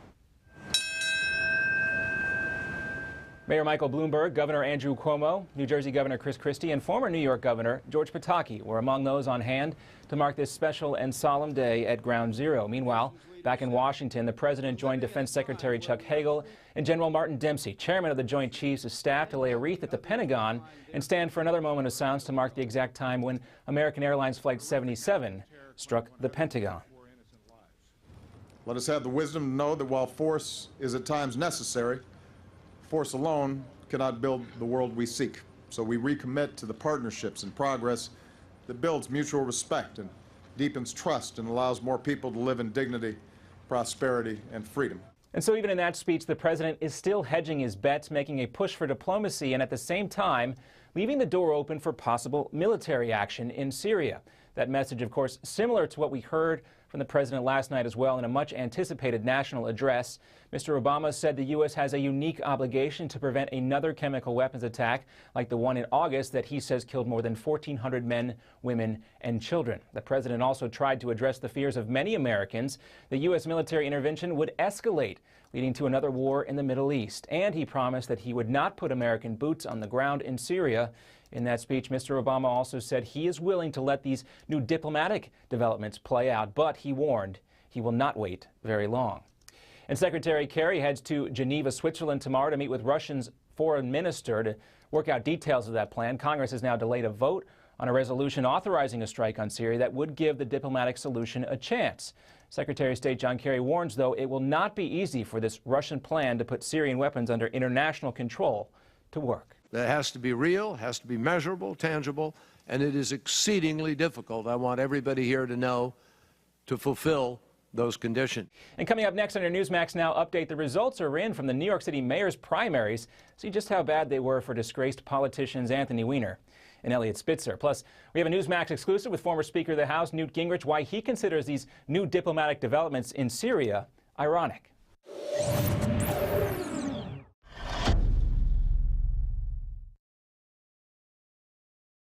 Obama wants your money, and he's determined to get it. He wants your money to buy off unions, his Wall Street cronies, and to expand the Obama welfare nation. Well, Swiss America is determined to stop him from stealing your money. They want to send you an award-winning film, I Want Your Money, on DVD that exposes his plan. It'll help keep the government's hands off your money using gold, silver, and other hard asset strategies to protect your hard-earned money. Call today and request the DVD, I Want Your Money, normally $19.95, yours absolutely free. Let Swiss America show you how to use gold, silver, and other hard assets to protect your hard-earned money. Call now. 800-978-3907. 800-978-3907. Call Swiss America right now. Learn all about investing in gold. 800-978-3907. That's 800-978-3907. Call right now. Attention seniors and baby boomers. A new website has been created just for you. SocialSecurityFree.com. At SocialSecurityFree.com, we reveal a weird trick that could help you add $152,000 to your Social Security payouts. For example, did you know how you file for Social Security can dramatically change the amount of money you collect? One simple step could add up to $1,000 to your monthly payouts. And other loopholes we found reveal 33 ways for big savings on your health care. At SocialSecurityFree.com, you will also discover how you could save up to 50% on your groceries, along with 49 other ways to save as much as $50,000 starting today. Newsmax says SocialSecurityFree.com is a critical resource for anyone over the age of 50. So go to SocialSecurityFree.com now to find out how you could add extra money to your Social Security checks. That's SocialSecurityFree.com.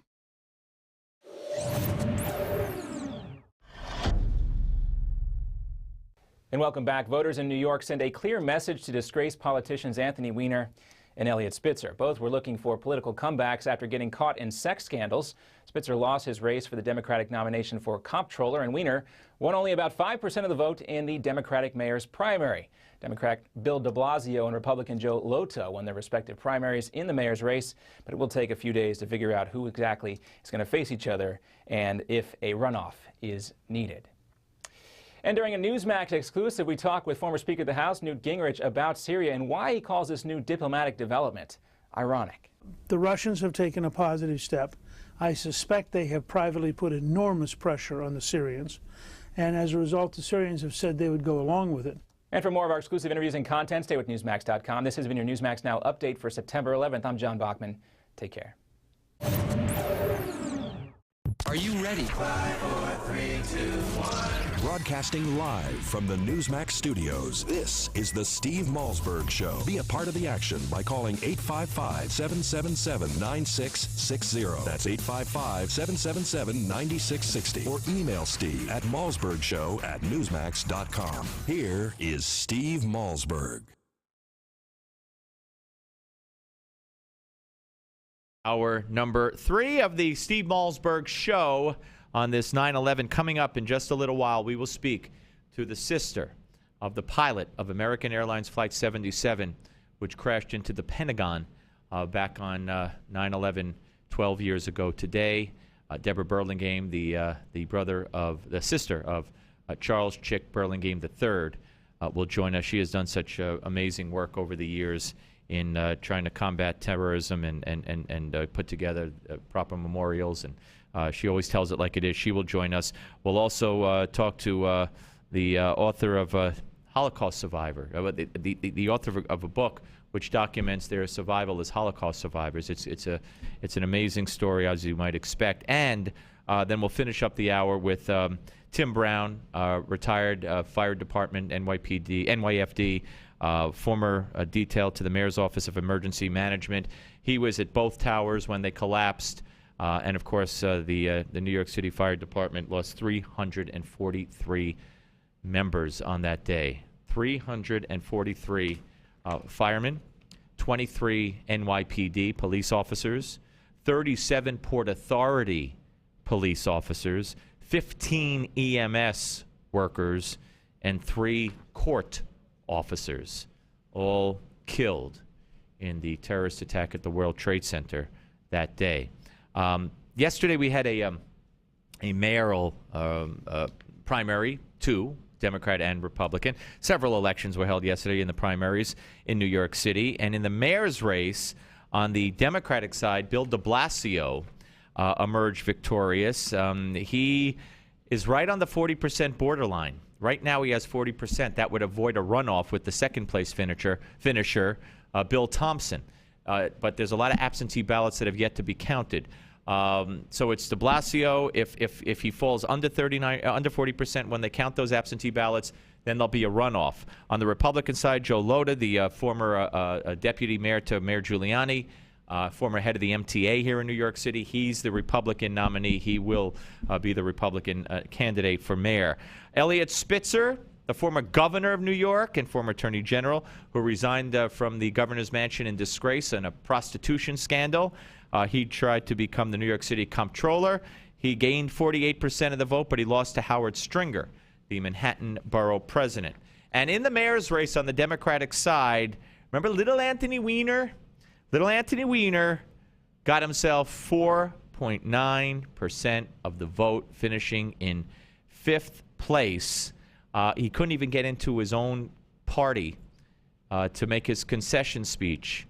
By the way, give me that number, my heart out. What's the heart out? Okay. He couldn't make the concession. He had to go through a McDonald's in the back alley to get into the restaurant, because his old sexting partner, Leathers, was there, and she wanted to confront him. So he had to avoid her. Look at this picture. Well, I'll tell you what this picture is. He gave the crowd and the reporters the finger. The finger. We could put it up if we can. For the folks watching on Newsmax TV, cut. This is, okay. This is the last cut we have, I think, here in the list. Okay, there it is. Okay. Yeah. He's giving them the finger. Class act to the very end. Class act to the very end. Now, he was on with Lawrence O'Donnell on MSNBC, and I want you to listen to cut 14. Cut 14. I have just one basic question for you that I think a lot of people have wondered about for different reasons over the course of the campaign. For me, it just comes down to this, which is, what is wrong with you? I don't understand the question. What is wrong with me that I care so much about the issues that I fight for every day, that I have my entire career? No. What I mean is this. What is wrong with you that you cannot seem to imagine a life without elective office? That's ridiculous. And you know what? It is ridiculous. He badgered, this was 2 days ago, he badgered Anthony Weiner on MSNBC and said, Captain, what's wrong with you? Couldn't you, when you left Congress, couldn't you have found a cause, something to do? Why do you have to seek elective office again? He said, I have no problem with your sexting. I have no problem with what your private life is, but what's wrong with you? And I don't even get the question. And so Weiner shoots back and says, what's wrong with you that you have to be on TV every day? And Lawrence O'Donnell says, that's a good question. I don't even know what he was trying to prove. He made Weiner look sympathetic. He made you feel sorry for Weiner. And then O'Donnell says, we're out of time. Get this. Can you stay and we'll continue this chat online? He said, yeah, you got a good case. Nobody watches this show on TV. I'm going to go online with you. And I'm cheering Anthony Weiner. And O'Donnell wound up keeping him 14 minutes and kept saying, what's wrong with you?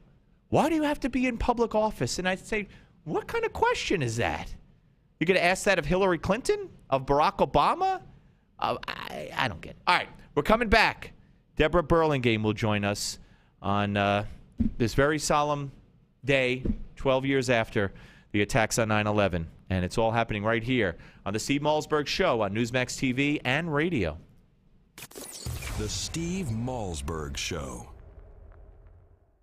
If you are successful at what you do, whether you're a doctor, a lawyer, a business owner, or you have a great career, you understand the concept of protecting yourself. Well, are you protecting yourself, your family, and your assets with quality term life insurance? Consider these possible rates. A man age 45 non-tobacco user could obtain $1 million of coverage for as little as $75 a month. And this rate is fixed for the next 10 years. We specialize in policies of $500,000 and above. A man age 50 non-tobacco user may be able to obtain $500,000 of coverage for as little as $115 a month. And this rate is fixed for the next 20 years. We have great rates for smokers too. Call the Term Lifeline now. 800-430-1309, 800-430-1309, 800-430-1309. According to the FBI Uniform Crime Report, there are over 5,000 robberies every day. Your home could be at risk of being burglarized. Don't put your loved ones and valuables in jeopardy. For just over $1 per day, your home can be protected from break-ins, fire, and more. Get the latest home security technology from Protect Your Home, your ADT authorized dealer. Over 6 million households sleep better at night with ADT monitored home security. What's more, Protect Your Home is offering you their latest equipment, an $850 value, absolutely free for qualified customers. Protect your loved ones and home today. Call now for licenses and to find out more. The call is free, 1-800-949-8201. That's 1-800-949-8201. Again, 1-800-949-8201. $99 installation charge, 36-month monitoring agreement at $36.99 per month. Payment by credit card or electronic bank account charge. For new homeowner customers with satisfactory credit history only. Local permit fees may be required. Certain restrictions apply. Cannot be combined with any other offer. Hi, this is Mike Reagan. Folks ask me, what would Ronald Reagan do if he were with us today? I believe the first thing he'd do is stop Obamacare. Already it's in effect with higher taxes, hidden fees, skyrocketing insurance rates, big Medicare cuts, and some insurance plans are hit with a 40% tax. Protect yourself by getting the Obamacare Survival Guide. It's already a #1 New York Times bestseller. Newsmax says it's the best guide to the new law, giving you the strategies, tips, and loopholes you need to know. If you're insured on Medicare, a business owner, a medical professional, just about anyone, you need this book. Get the #1 bestseller, The Obamacare Survival Guide, at bookstores everywhere. Or get our special $4.95 offer and save $15 off the cover price by going now to Obamacare911.com. Obamacare911.com.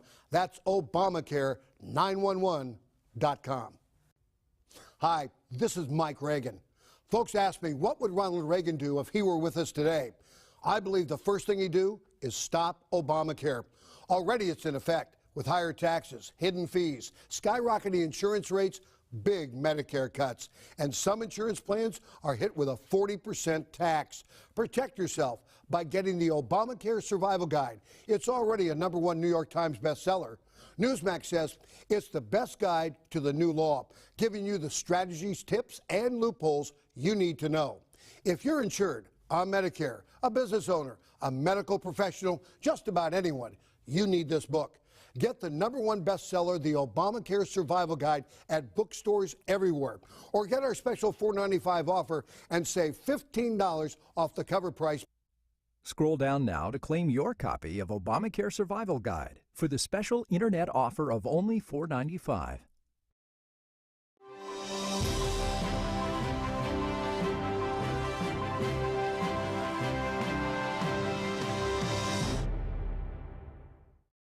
Sure, Steve might be a bit of a hypochondriac, but he never gets sick of breaking news. This is the Steve Malzberg Show. Call Steve at 1-855-777-9660. That's 1-855-777-9660. Here's Steve. And welcome back to the Steve Malzberg Show on this 9/11. And joining us now is a woman, and I always say this, my God, it took the horrific terrorist attack and its aftermath for she and I to become friends, and she has just shined. And I always say this, Debra Burlingame, as we welcome in the founder of 9/11 Families for a Safe and Strong America, a woman who has done so much work, so much for America since her brother, Charles Chick Burlingame III, piloted American Airlines Flight 77 that was hijacked and flown into the Pentagon 12 years ago today. And Debra, I'm honored to know you, but of course, I wish I never met you. I know what you're saying, and I appreciate it very much, Steve. You've been there in the trenches with us fighting some of our fights, so you are a good friend. Well, I appreciate that. Every year we talk, and the questions are almost the same, but, that doesn't get any easier. I mean, maybe it does get a little easier. You tell me. It does, in the sense that, we've learned to live without our brother. The raw shock and horror of that day has abated for sure. But we miss him. And, he was the leader of our family. He was the oldest of 4 kids, a Naval Academy graduate, a fighter pilot. He was really sort of our go-to guy on a lot of questions that we'd have, whether it was domestic or with our parents, or on 9/11, he's the guy we wanted to talk to. And so many things have happened in the last 12 years. I actually have an internal dialogue with him. Chick, can you believe they're doing this? Or, you know what I mean? So it's a new relationship with him, which is bittersweet. And you do have that conversation, and you do believe he's watching, and you must know how proud he is of you because of all you've done from day one. He is laughing. He is laughing because, you know, I was a big liberal before 9/11. We used to have tons of arguments on politics, and he's got the last laugh here because I've really changed the way I look at the world. You know, I really launched an effort to find out first what happened on 9/11, and that led me deeper and deeper into, you know, the government, the way bureaucracies work, the way politics impact on national security policy. And I've come, you know, 180 degrees away, and I so wish, I hope he knows, because he would be laughing. Where were you, Deborah, when all this unfolded 12 years ago? How did you hear the news? And you know, I had lived in New York City for all of my adult life. I moved there to go to college and stayed, and so I had just moved to Los Angeles to start a new business. I'd been there less than 6 months, and so that's where I was on the morning of 9/11. My sister-in-law called me, not Chick's wife, but my other brother, Mark's wife, and said, "Deborah, turn on your television." And so for the first, I would say, hour and a half, maybe an hour and 20 minutes, I was like the rest of the country, looking on in shock and horror at what was happening in my hometown, New York City, and you know, layer upon layer, and then I got the call telling me the news about my brother, and it was that catapulted me into a whole new level of surreal horror. It was like a living nightmare, Steve. No, absolutely. We're talking to Debra Burlingame here on the Steve Malzberg Show. Talk about, you touched on him a little bit, obviously, but to talk about, you know, so folks will know and kids will know when they watch the video and see the aftermath of the Pentagon, or even that quick flash of light, which was the plane hitting the Pentagon. When they hear about Chick, what should they know about him? What would you want them to know about him?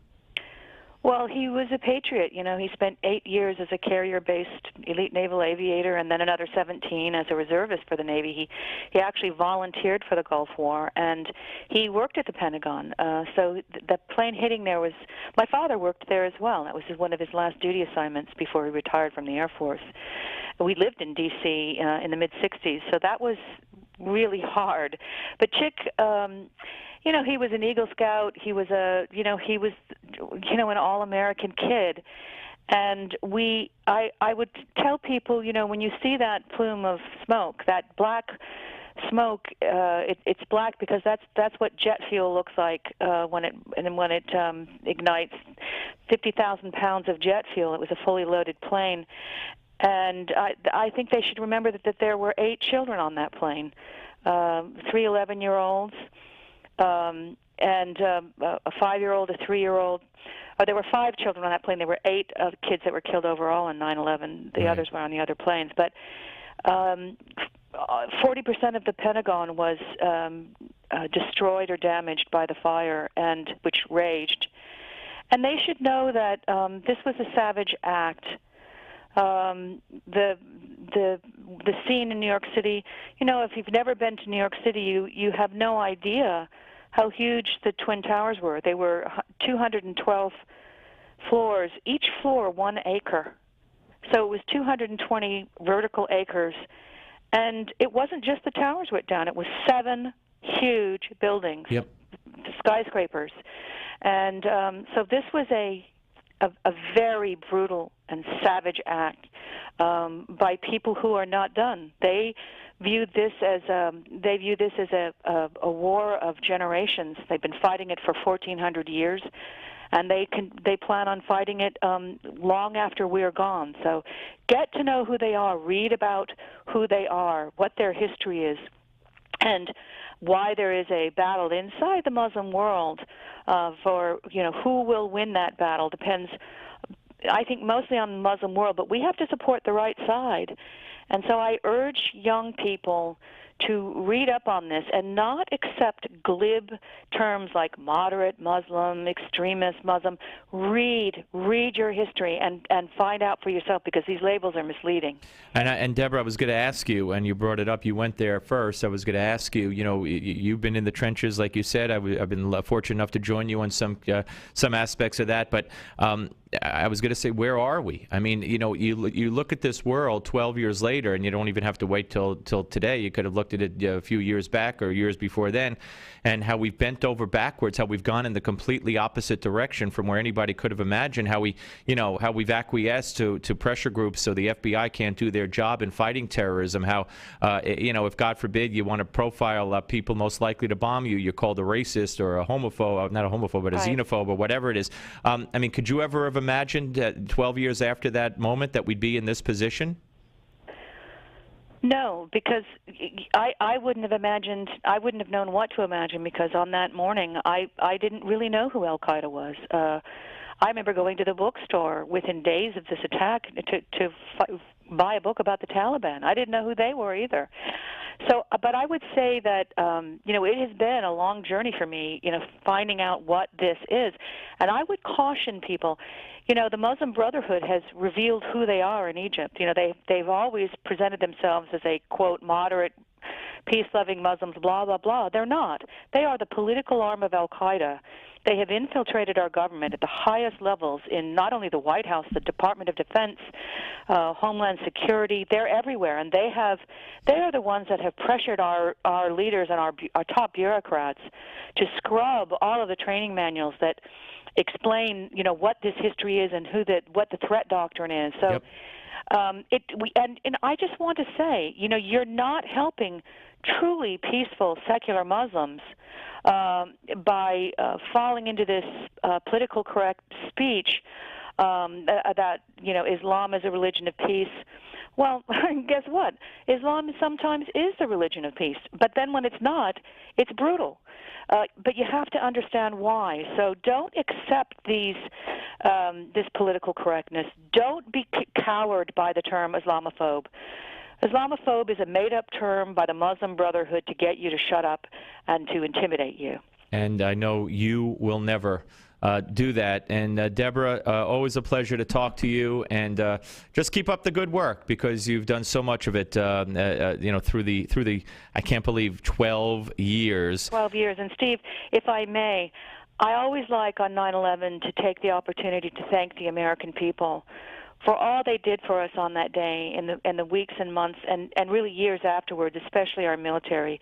The American people are magnificent, and they really saved the families from utter despair. God bless them all. And God bless you. And like I say all the time, and I mean it from my heart, your brother is looking down, and whether he's laughing at you or getting the last laugh, or he's proud of you, no matter what he's doing, because you can't help but be proud of what you've done. Debra Burlingame, 9/11 Families for a Safe and Strong America, the sister of the pilot of American Airlines Flight 77, Charles Chick Burlingame III. Thank you, my dear. We'll speak to you soon.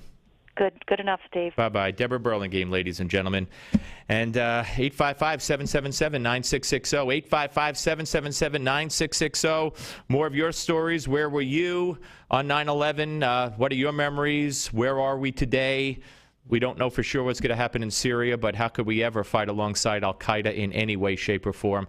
All open for discussion right here on the Steve Malzberg Show on Newsmax TV and radio. The Steve Malzberg Show. Newsmax Magazine is proud to present a special tribute to our 40th president, Ronald Reagan. It's a very special documentary and commemorative issue of Newsmax Magazine celebrating the centennial of President Reagan's birth. First, here's a video clip from the award-winning documentary, Rendezvous with Destiny. We're in the midst of a springtime of hope for America. You ain't seen nothing yet. Impulses of an evil empire. Tear down this wall. I believe that together we can keep this rendezvous with destiny. In the next several minutes, you will learn things about President Ronald Reagan that you've never seen, heard, or read before. Welcome to today's special Newsmax event celebrating the life and legacy of President Reagan.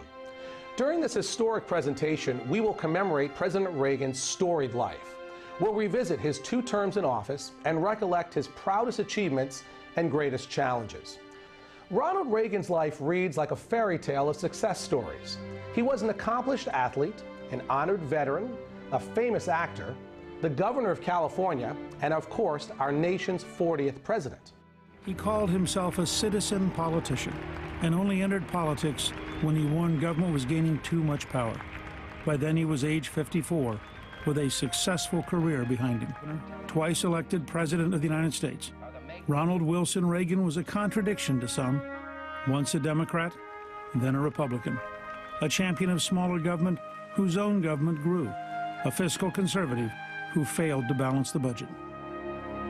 His critics mistook his affability for weakness, but behind the smile and the charm existed an extraordinary leader with unique skills and bold and revolutionary ideas.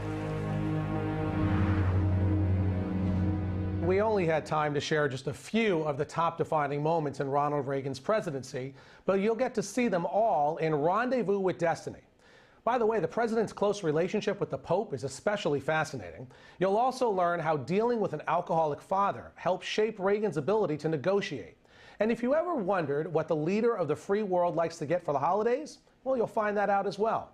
So let's review today. In this free offer, we are sending you a copy of Ronald Reagan, Rendezvous with Destiny, and the collector's limited edition of our issue commemorating the 100th anniversary of President Reagan's birth. Right now, when you subscribe to Newsmax Magazine, you can own both the DVD and receive the special Reagan 100th Birthday Commemorative Edition. That's $25 in bonus gifts when you subscribe.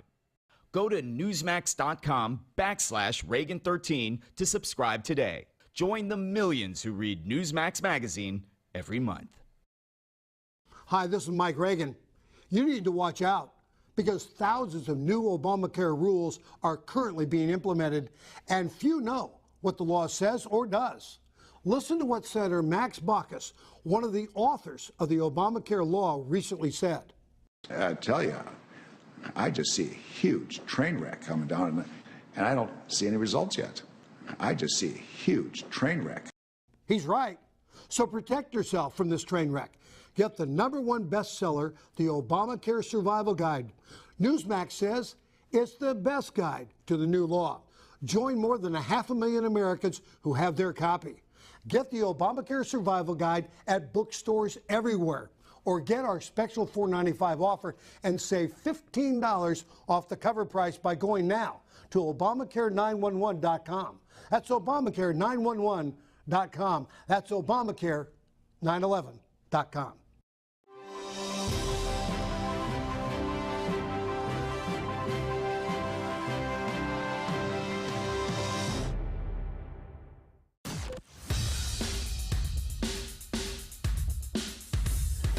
This is not your typical Screenfest talk show. No. This is the next generation of talk radio. Here is Steve Malzberg.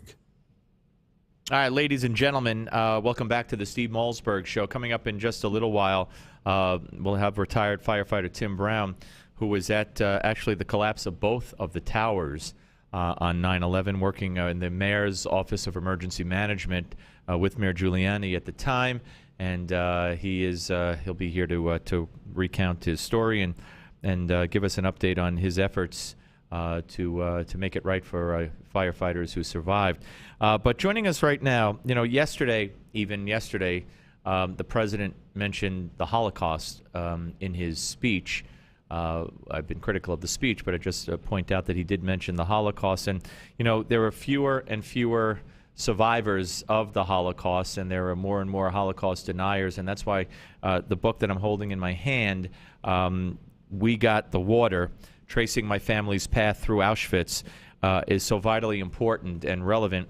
And it's written by Professor Jill Klein, a social psychologist on the faculty of Melbourne Business School at the University of Melbourne in Australia, a place I'd love to visit one day.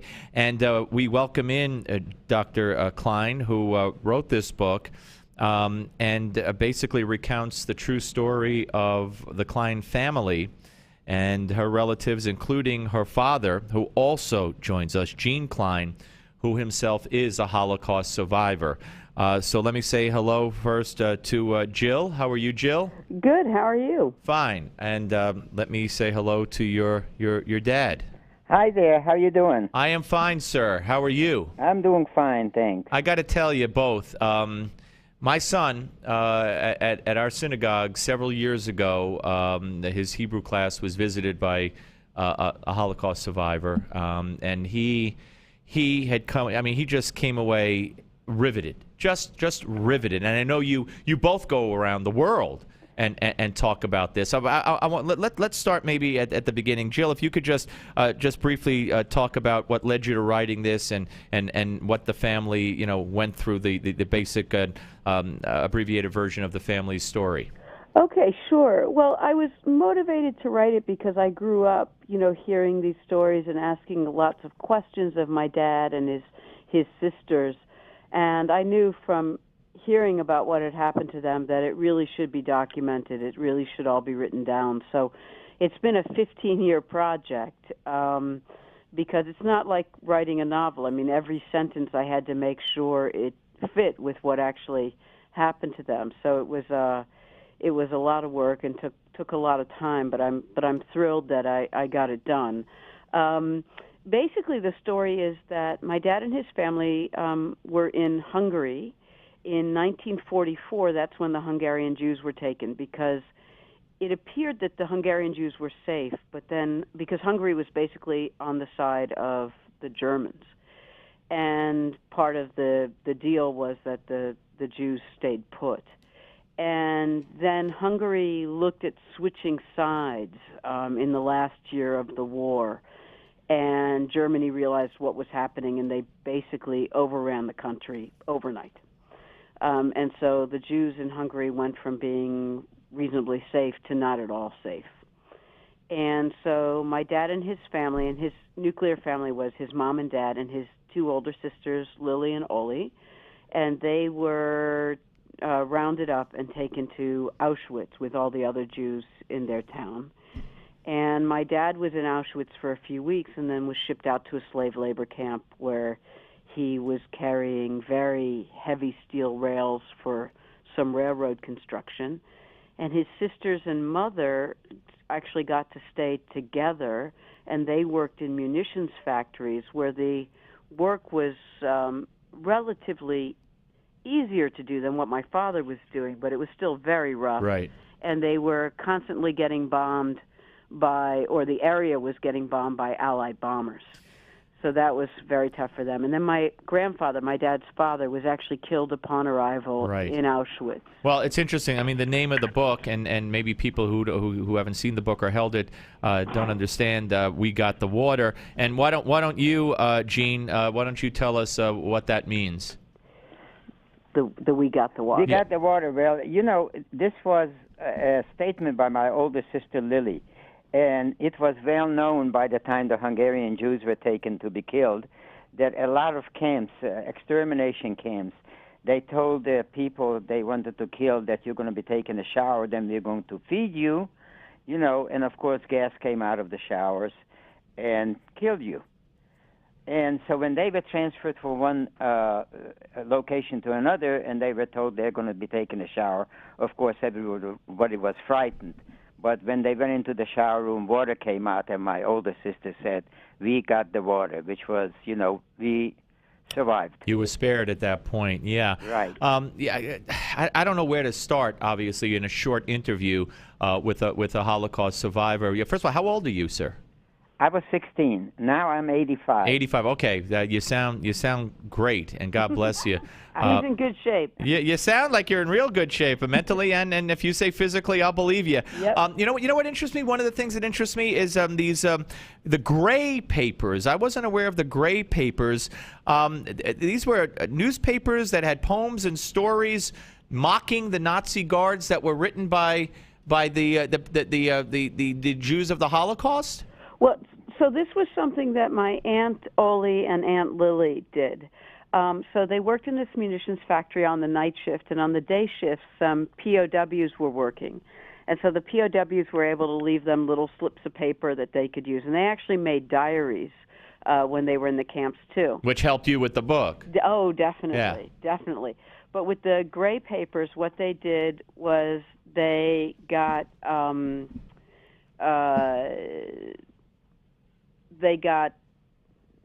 other women to write poems, and they wrote poems, and they wrote these columns that were humorous, making fun of the guards or talking about their spring fashion and how they should be tailoring their gray striped dresses.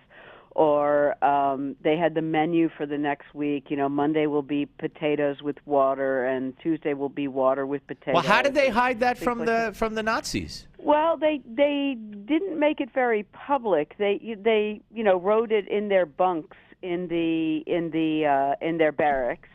And then they went around to the barracks on Sunday and read them. This is getting towards near the end of the war, and I don't think, the commandants of the camp, and so we're watching every move right at that made. point. Yeah. We're talking to Jill Klein and her father, Gene Klein. Gene, a survivor of the Holocaust. Jill, the author of We Got the Water, Tracing My Family's Path Through Auschwitz.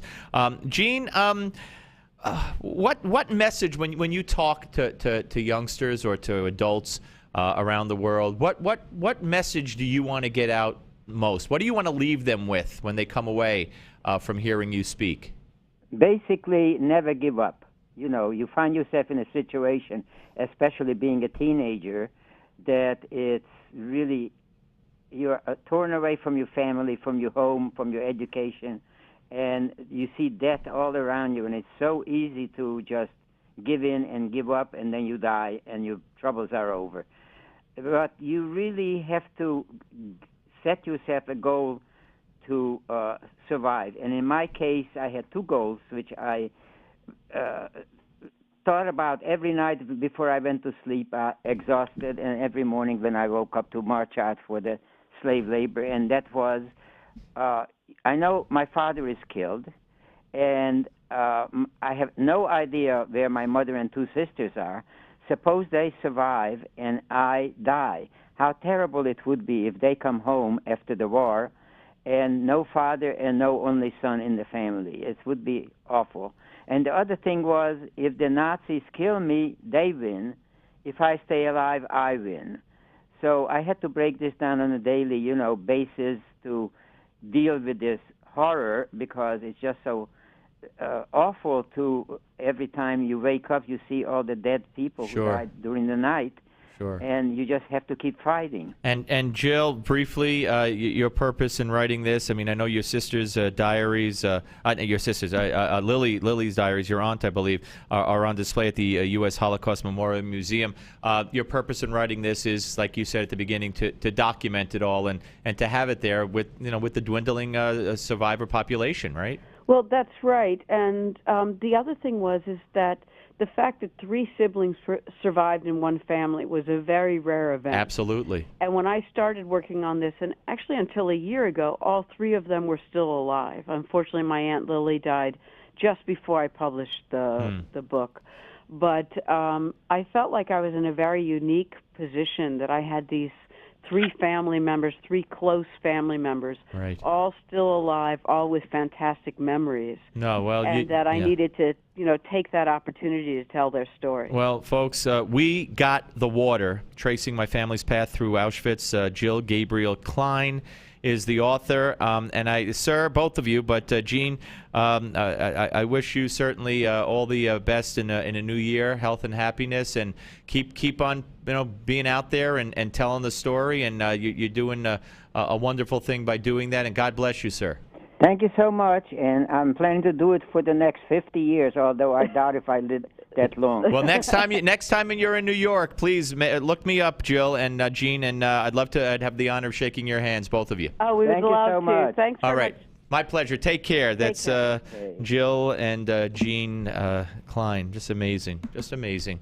Okay, we're going to come back, and we're going to be joined by, I guess, a survivor of a different sort. I'm not comparing the Holocaust to 9/11 or weighing one against the other, different kinds of things certainly. But Tim Brown was there at both towers when they each collapsed, and he's here to talk about it. Former New York City firefighter, and we will talk with him when we come back right here on the Steve Malzberg Show on Newsmax TV and radio. The Steve Malzberg Show. Hi, this is Dick Morris. Obamacare is taking full effect this year with over 15,000 pages of regulations. You need to know how this law affects you. That's why you should get your copy of Obamacare's Survival Guide. It's easy to read and the best guide to the new law.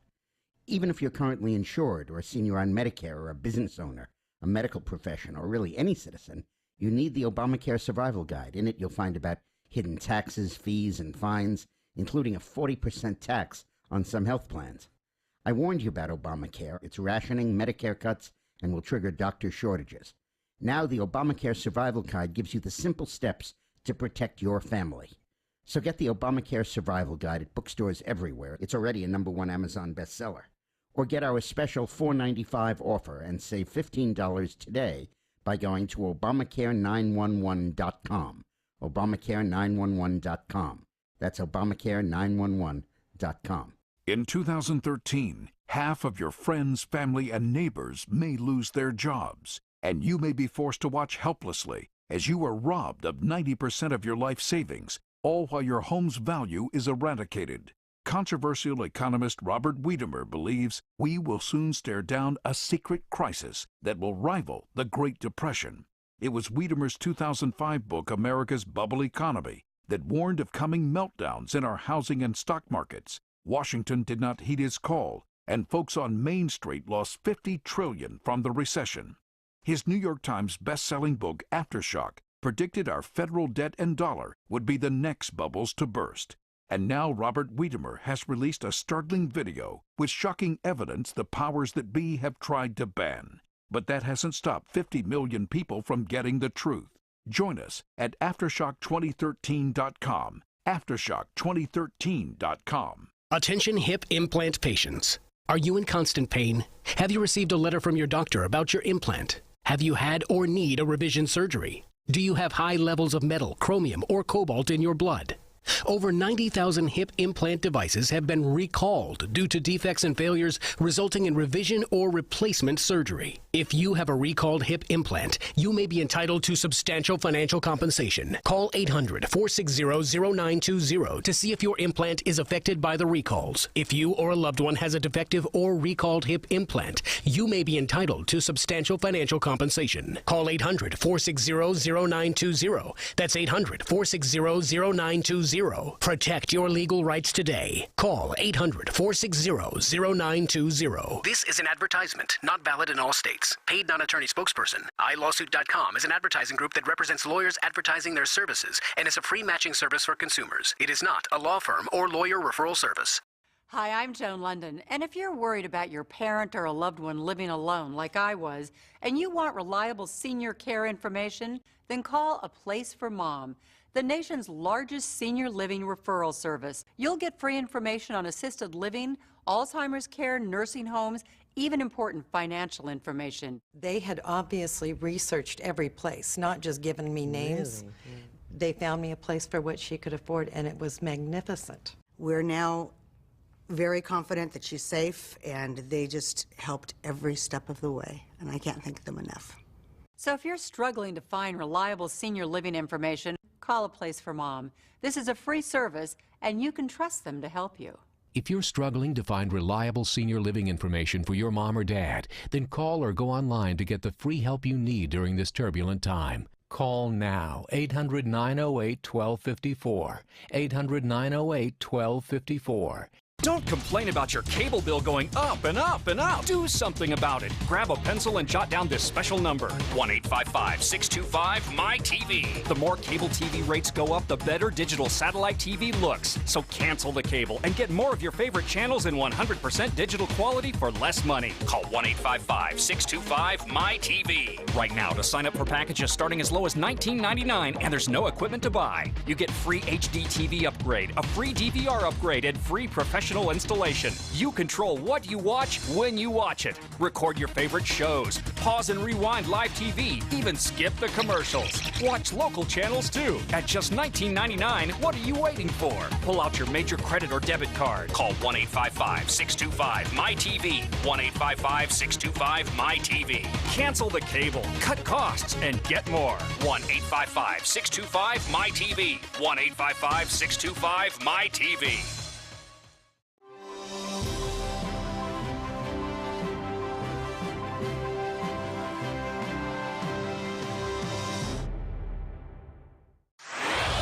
Microphones hot. Satellite link established. Studio lights illuminated. Cameras rolling. Audio and video encoders firing ones and zeros. Internet stream. Streaming. The most technology advanced radio show is on the air. Here's the captain of this enterprise, Steve Malzberg. David Harold Winton. Glenn J. Winnick. Thomas Francis Wise. Alan L. Wisniewski. Frank Paul Wisniewski. And my father,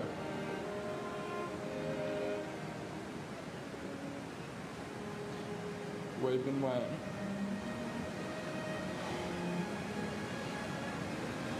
And my father, the best guy in the world, James A. Waring. I can't believe it's been 12 years. What I would give to see that smile or hear your laugh once again. Mom, Steph, Maria, Jamie, and I miss you every single day, as does the entire family and all of your closest friends. All right, folks, welcome back to the Steve Malzberg Show. That's the scene at the World Trade Center site, Ground Zero, where the names of every victim of that attack 12 years ago today are read by family members in many cases. Joining us now to talk about all this is a man who was down there at both towers working with the Mayor's Office of Emergency Management, Fire Department veteran, retired FDNY. We welcome in Tim Brown. And Tim, welcome, sir. Once again, great to talk to you. Hey, Steve. Nice to be with you again. Well, first of all, I want to start by talking about ride2recovery.com, and that 2 is the number 2, not spelled out, but the number itself, ride2recovery.com. Because when I called you the other day, you were riding around Boston or something. Tell us about that. Right. Yeah, there are about 200 of us that were riding from Boston to Philadelphia. They're in the middle of the ride right now, and it's about 200 injured veterans who need help reintegrating into society, finding their place again with their new injuries, finding how to do physical activity, both in a group and individually, with their injuries. A lot of them are non-visible injuries, like post-traumatic stress and traumatic brain injury, and many of them are visible, such as amputations. This was started because of the high suicide rate in our military, which is around 20 every day, which is an epidemic. And I figured, those are the folks that went to war for us and volunteered to go to war for us and suffered some grave injuries, and it's our responsibility to help them. Yeah, no, great cause. Ride2recovery.com. Tim, your thoughts 12 years after that day. Tell the folks,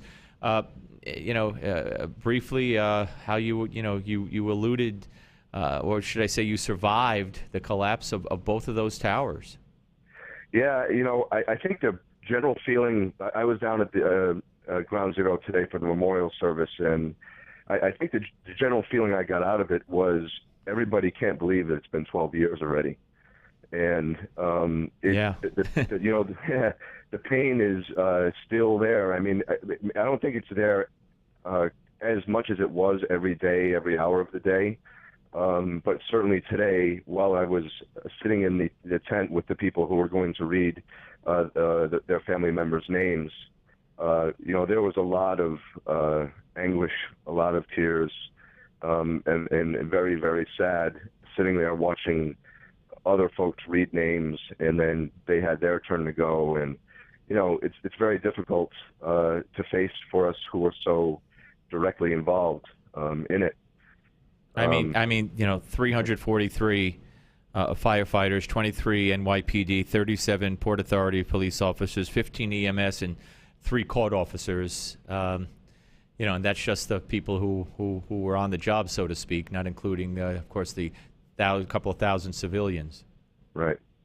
Yeah, there were a lot of heroes that day. We do know, the heroism of the New York City Fire Department, the New York City Police, and Port Authority Police, and other uniformed. But there are other stories to be told. A lot of civilians who just went to work that day found themselves in challenging positions and chose to help others over their own life. And some of them survived and some of them did not. But Americans, New Yorkers, and good human beings decided to step forward to help those in need. When someone was obese or disabled or pregnant, they decided, instead of running out of the building, that they would stay and help those people. Those civilians are heroes too. Absolutely. And, that's just what this country is made up of. It kind of reminds me of what went on in Washington, D.C. today with the false Million Muslim March, but the true 2 million motorcycle. And they were denied a permit to close some streets, yet the Muslim March was given a permit to have that rally there on 9/11. Yeah, well, here we have political correctness rearing its head again, I guess. I don't know. Well, the political correctness or worse than that. But you were talking about, you were in I guess, 7 World Trade Center when the first plane hit, and you didn't even know what was going on. Yeah, that's right. The first indication I had was when the power went out in 7 World Trade Center for about 5 seconds, and then it kicked back on. And in my experience in training, I know that means we lost a large source of power, and then it was rerouted, and we got it back. But I mean, that doesn't happen, especially in Lower Manhattan. So I knew something big happened. But it took me grabbing a young girl by her shoulders who was running out, who had seen what happened, and asking her what happened, and she told me that a plane hit the building, and that was the first indication I had that what happened. And I guess it was just automatic mode, and I think that's true for the cops and the firemen, everyone. We just went into our rescue disaster mode and put our heads down and did what we had to do. And I mean, the only reason I'm still here is because my job was in the lobby. My job was not to go up the stairs. Right. No, and of course your brother who was waiting, Chris, who was waiting and hoping to hear you call and couldn't reach you and feared the worst. And of course, thank God you were okay. And like you said, the people who were supposed to helped, and the people who maybe didn't go to work that day thinking they were going to help, and it certainly wasn't their job, they helped, and that speaks to who Americans are.